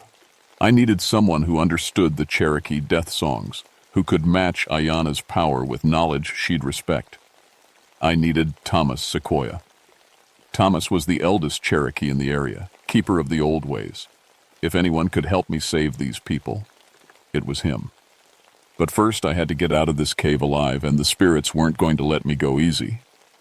Mary stepped closer, so beautiful it made my chest ache. "Please, Frank," she whispered. "I've been waiting so long. Don't leave me alone again." The singing reached a crescendo that felt like it was splitting my skull open. My lamp went out, and in the darkness, lit only by glowing crystals, I ran. I made it out of the cave somehow, stumbling through passages that seemed to change behind me, while the singing followed like a living thing. By the time I reached sunlight, my hands were bleeding from falls, and my lungs felt frozen solid. Thomas Sequoia was waiting by my truck. He was 80 years old, silver-haired and dignified, wearing a simple flannel shirt and jeans. But his eyes held wisdom that went back generations. "The singing stones are awake," he said simply. "I heard them calling from my house 20 miles away."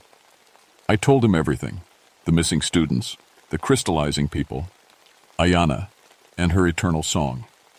He listened without interruption, nodding at things that should have sounded crazy. "Ayana was my ancestor," he said when I finished. "A powerful medicine woman who died in anger and pain. Her spirit has been trapped here, growing stronger with each voice that joins her. But the death songs can set her free, if sung with proper intent." "What do you need me to do?" "Help me carry the sacred items, and be prepared to sing, even if you think you can't. Your voice may be the key to saving those people." We went back into the cave together, Thomas carrying a leather bag filled with sage, cedar, and other items I didn't recognize. The singing was louder now, more urgent. It knew we were coming. The first chamber was empty. Mark Chen was gone, probably moved deeper by the spirits. But we could hear him somewhere in the darkness, trying to sing with his ruined throat. "They're gathering," Thomas said.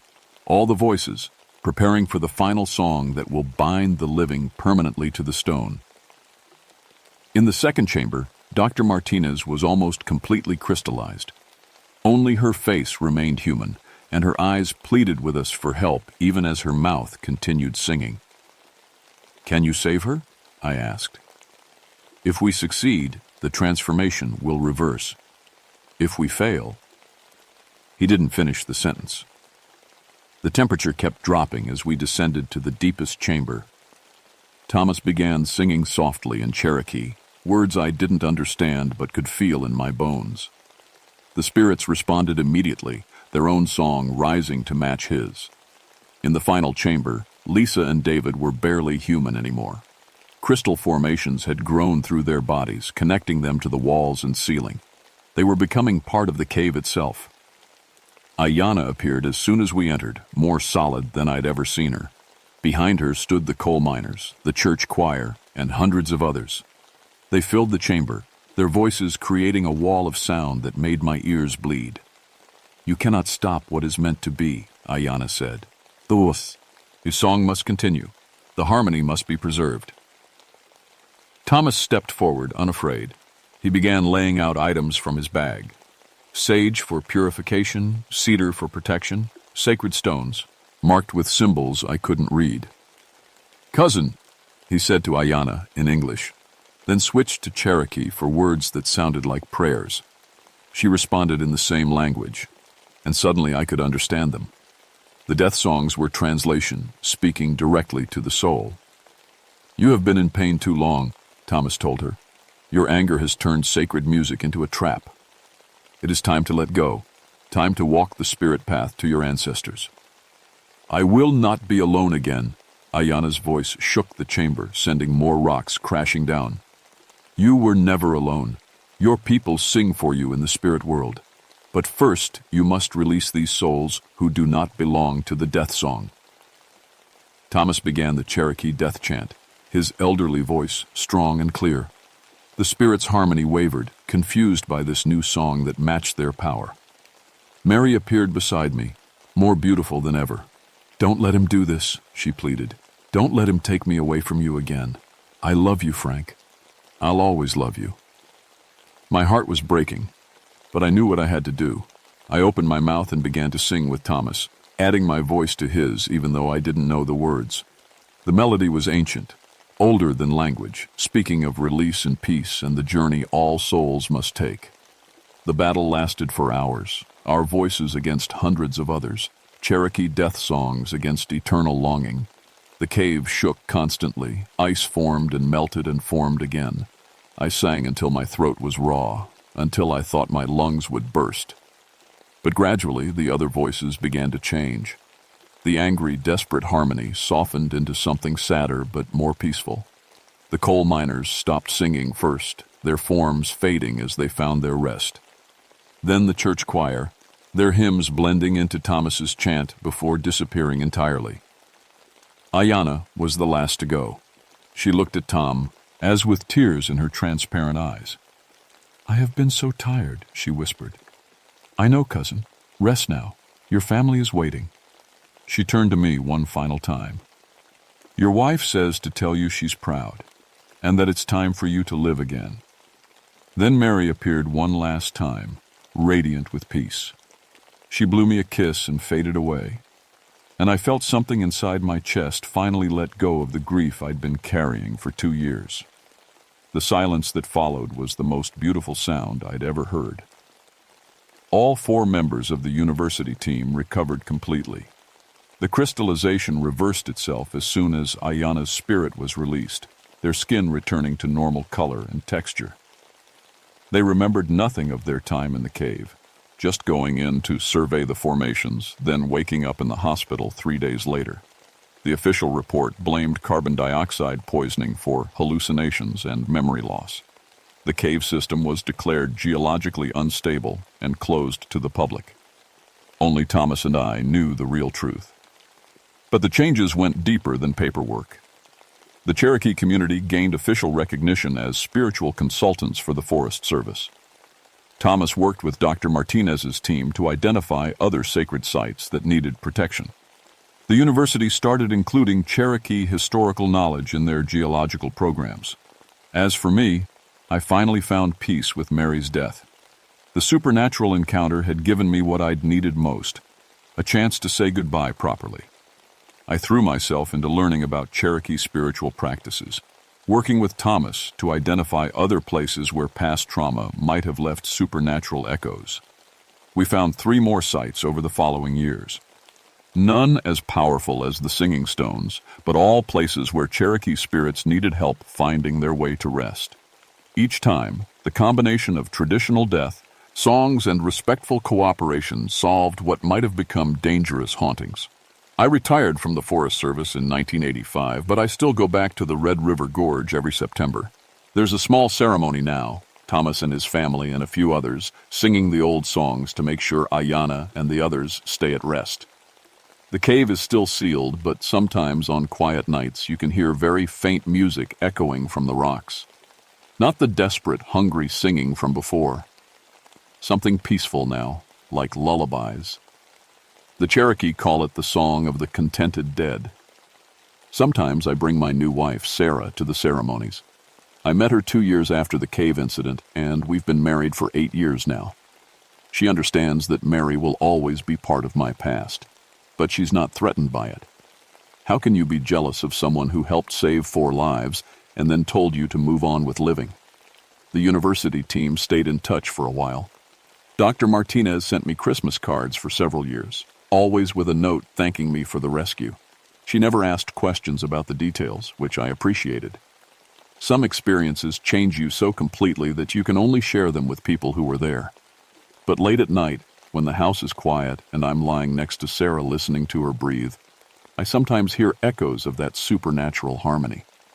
Not threatening now, not trying to pull me in, just reminding me that love doesn't end with death. It just changes form. And in the deepest part of the Red River Gorge, where tourists aren't allowed to go anymore, the crystals still catch and hold sounds in impossible ways. Park rangers report strange acoustic phenomena, unexplained temperature drops, compass needles that spin toward magnetic north that isn't on any map. But Thomas Sequoia's grandchildren learn the death songs now, passing them down to another generation. And every autumn, we gather at the sealed cave entrance to sing the old Cherokee hymns that keep angry spirits at rest and help the living find their way back to the light. And because sometimes the most important songs aren't the ones that trap you in the past, but the ones that help you walk forward into whatever comes next. The stones are quiet now, but they're still listening, and we're still singing.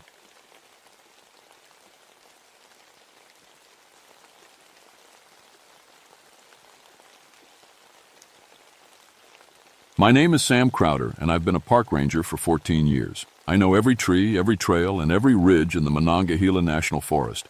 When people call about strange things in the woods, it's usually just city folks who got scared by an owl or lost their way after dark. But what happened up on Dolly Sods that summer changed everything I thought I knew about these mountains. It started on a hot July morning in 1978. I was sitting in my truck, drinking my third cup of coffee and smoking a Lucky Strike, when the radio crackled to life. "Sam, you there?" It was dispatch. "We got hikers up on Dolly Sods reporting witchcraft." I almost choked on my coffee. "Come again?" 3 different groups called in the past week, all saying weird stuff is happening up there. Equipment failing, compasses going crazy, people getting lost on trails they know. I took a long drag of my cigarette. Probably just that altitude messing with their heads. Dolly Sods is almost 4,000 feet up. Maybe. But the calls keep coming. "Chief wants you to take a look." I sighed and stubbed out my smoke. After 14 years of this job, I'd heard every wild story you could imagine. Bears that walked on 2 legs, lights in the sky, voices calling from empty woods. It was always something simple when you got up there and looked around. I loaded my truck with the usual gear, my Pulaski axe for clearing trails, my Silva compass, extra water, and my Motorola radio. The drive up to Dolly Sods took 40 minutes on winding mountain roads. The higher I climbed, the cooler the air got, even in July. Dolly Sods isn't like the rest of West Virginia. It's a high plateau covered in cranberry bogs and thick patches of old rhododendrons. The German settlers back in the 1800s called it Hexenkessel, witch's cauldron. Even the old-timers from the Melungeon families had stories about that place. But stories are just stories, right? I parked at the trailhead and checked my gear. The trail looked normal enough. Worn dirt path, clear markers, nothing unusual.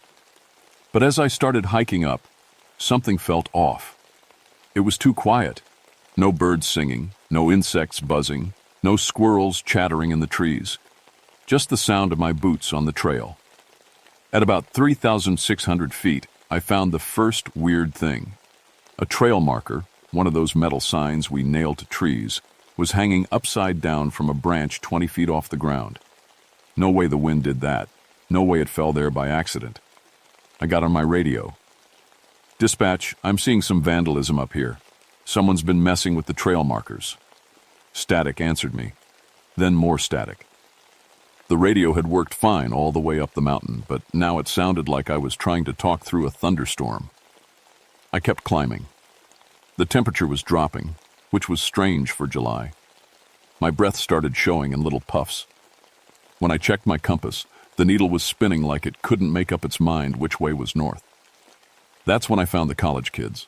There were 6 of them from Marshall University, sitting in a perfect circle around a cold fire pit. They weren't moving, weren't talking, just staring straight ahead with their eyes wide open. "Hey," I called out. "You folks okay?" No response. I walked closer and saw the strangest thing I'd ever seen in 14 years of ranger work. Each of them had burn marks on their palms. Perfect 5-pointed stars, like someone had pressed hot metal into their skin. I knelt down next to a girl with long blonde hair. Her pulse was steady, she was breathing fine, but she wouldn't respond to anything. Not my voice, not me waving my hand in front of her face, not even when I gently shook her shoulder. That's when I noticed the frost.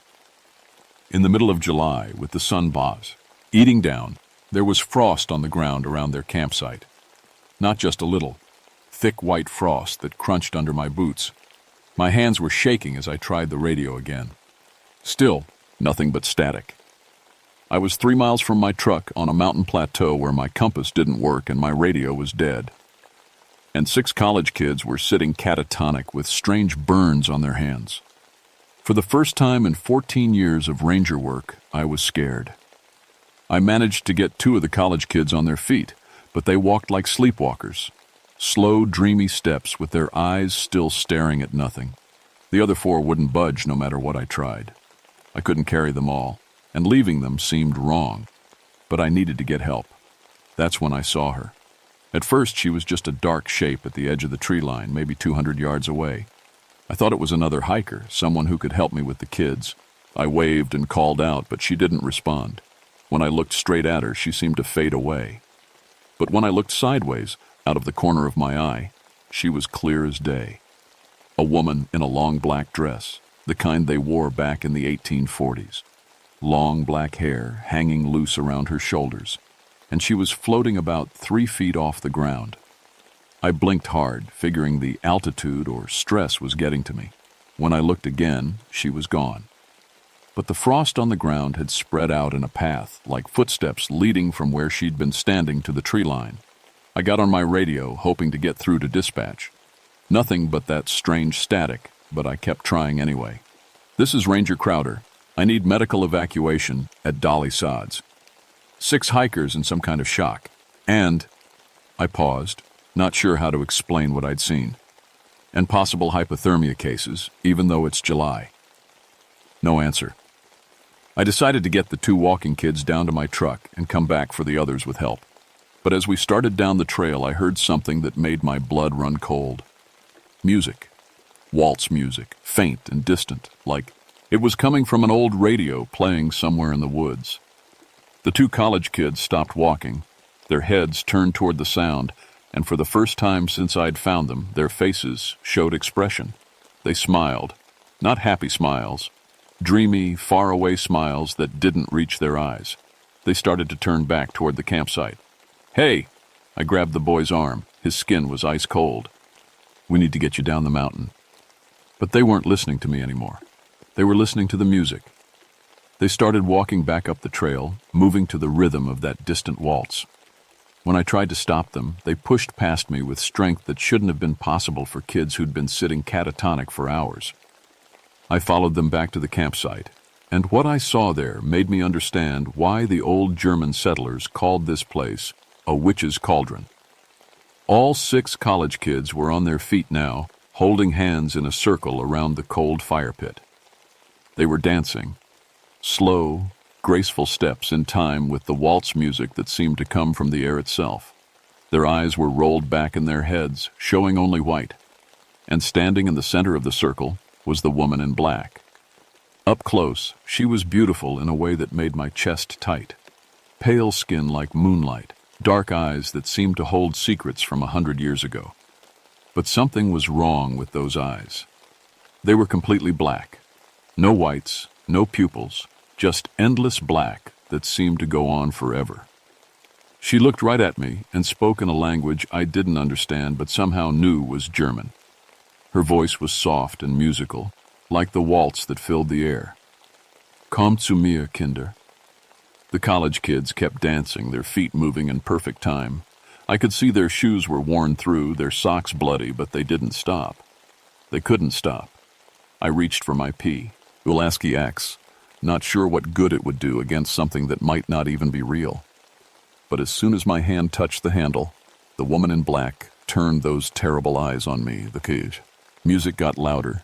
My feet started to tingle, then twitch. Before I knew what was happening, I was taking a step toward the circle, then another. The music was inside my head now, and all I wanted was to join the dance. That's when my training kicked in. 14 years of dealing with forest fires had taught me to think clearly when everything was going wrong. I bit down on my tongue hard enough to taste blood, and the sharp pain cleared my head for just a moment. I turned and ran. Behind me I could hear the waltz music getting louder and the sound of dancing feet on stone. But I didn't look back. I ran down that trail like my life depended on it, because I was pretty sure it did. I made it to my truck and drove straight to the ranger station, my hands shaking so bad I could barely hold the steering wheel. Chief Harrison took one look at me and poured a cup of coffee with a shot of whiskey in it. "Slow down, Sam. Tell me what happened." I tried to explain about the college kids, the woman in black, the dancing. It sounded crazy even to me. Chief Harrison had known me for 14 years. He knew I wasn't the type to make up stories or panic over nothing. "We'll get a rescue team up there," he said. "In the meantime, I want you to talk to old Ezra Mullins. He knows more about Dolly Sods than anybody." Ezra Mullins was 83 years old and lived in a cabin at the base of the mountain. His family had been in these hills since before West Virginia was even a state. When I told him what I'd seen, he just nodded like he'd been expecting this conversation for years. "That's Greta Zimmerman," he said, rocking in his chair on the front porch. "My granddaddy Isaac told me about her. German girl who died up there in 1847. Consumption got her, but her family thought she was cursed. They buried her alive." "Buried her alive?" German folks back then, they were scared of consumption. Thought it was the devil's disease. When Greta got sick, they figured she was turning into something evil. So they put her in the ground while she could still breathe. Ezra shook his head. "Been coming back ever since, looking for dancing partners. Happens every 30 or 40 years. The college kids, will they be okay?" Ezra's face was grim. "Depends on how long they've been dancing. Heart gives out after a while. Greta don't mean no harm, but loneliness makes folks do terrible things." By the time I got back to the ranger station, there was more bad news. A family from Pittsburgh had been reported missing. The Walshes. Robert and Helen, their teenage boys David and Michael. Their camp had been found abandoned, tent collapsed, Helen's diary left open. I read the last entry. "The woman in black is calling us to dance." Chief Harrison sent me back up with the rescue team, but I already knew what we'd find, or what we wouldn't find. We located the Walsh campsite first. Robert Walsh was there, sitting by their cold fire pit in the same catatonic state as the college kids had been. But Helen and the boys were gone. Following the frost trail, because there was always a frost trail where she'd walked, we found them at a stone circle I'd never seen before in all my years on the mountain. Ancient stones arranged in a perfect ring, worn smooth by centuries of weather. Helen and 12-year-old Michael were dancing inside the circle, holding hands, their eyes rolled back. They'd been dancing for who knows how long. Their feet were bloody, their lips were blue from cold, but they moved with perfect grace to music only they could hear. 16-year-old David was on the ground outside the circle. The paramedics said his heart had given out, danced himself to death. We tried everything to snap Helen and Michael out of it, shouting, shaking, even slapping. Nothing worked. The music was in their heads, and they had to keep dancing. That's when she appeared again. The woman in black stepped out of the trees like she'd been waiting for us. This time she was wearing what might have been a wedding dress once, but now it was rotted and stained. Her hair hung in wet strings around her face, and when she smiled, I could see dirt between her teeth. "Kommt zu mir, Kinder," she said again, looking right at me. "Come to me, children." The waltz music started up, and I felt that same tingling in my feet. Two of the rescue team members took a step toward the stone circle before catching themselves. But the woman, Greta, wasn't just calling to us. The temperature was dropping fast, and dark clouds were forming overhead even though it had been a clear day. In July, at 4,000 feet, it started to snow. Not just snow, a full blizzard. The wind picked up to 40 miles an hour, and the temperature dropped from 80 degrees to 15 in about 5 minutes. In the middle of summer, we were caught in a deadly winter storm. "Get to the trucks," I yelled, but we were 3 miles from the vehicles, and the trail was already disappearing under 2 feet of snow. Through the swirling white, I could see Greta in the stone circle, dancing with Helen and Michael. She was laughing now, and the sound was like breaking glass. She was trying to kill us all. We took shelter behind a rock outcropping, but I knew we wouldn't last long in a blizzard with summer clothes and no real gear. The temperature was still dropping and the wind was getting stronger. "This is impossible," shouted Dan Morrison, one of the younger rangers. "It doesn't snow in July, not like this." But I was starting to understand. Greta wasn't just some ghost looking for company. She was something else, something with power over the weather, over people's minds, over life and death itself. I fought my way back to where Ezra Mullins was waiting by the trucks. The old man had known this would happen. He'd brought supplies, thick coats, boots, and a small cloth bag that smelled, led like herbs in old churches. "Holy water," he explained, "and prayers in German. If you want to stop Greta, you got to find her grave and give her a proper burial. Christian burial, with respect." "Where's she buried?" "That's the problem. Family was so scared they didn't mark the grave. Could be anywhere on that plateau." The blizzard was getting worse. Through the snow, I could barely make out the stone circle where Helen and Michael were still dancing. They'd been at it for hours now, much longer, and they'd end up like David, dead from exhaustion. "The frost," I said suddenly. "She leaves frost wherever she walks. If I follow it backward..." Ezra nodded. "Might lead you to where she rests.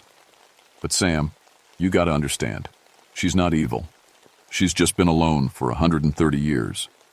Buried alive by folks who should have loved her. That kind of pain, it changes a person." I took the holy water and the German prayers, written out in Ezra's careful handwriting. Then I headed back into the blizzard.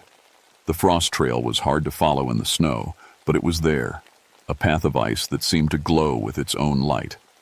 It led away from the stone circle, deeper into the plateau, to places I'd never been in 14 years of working these mountains.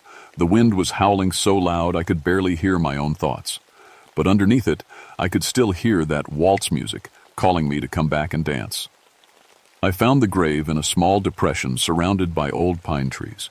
There was no headstone, no marker, just a patch of ground that never seemed to grow anything. But there was a rotted wooden cross, broken and buried under decades of fallen leaves.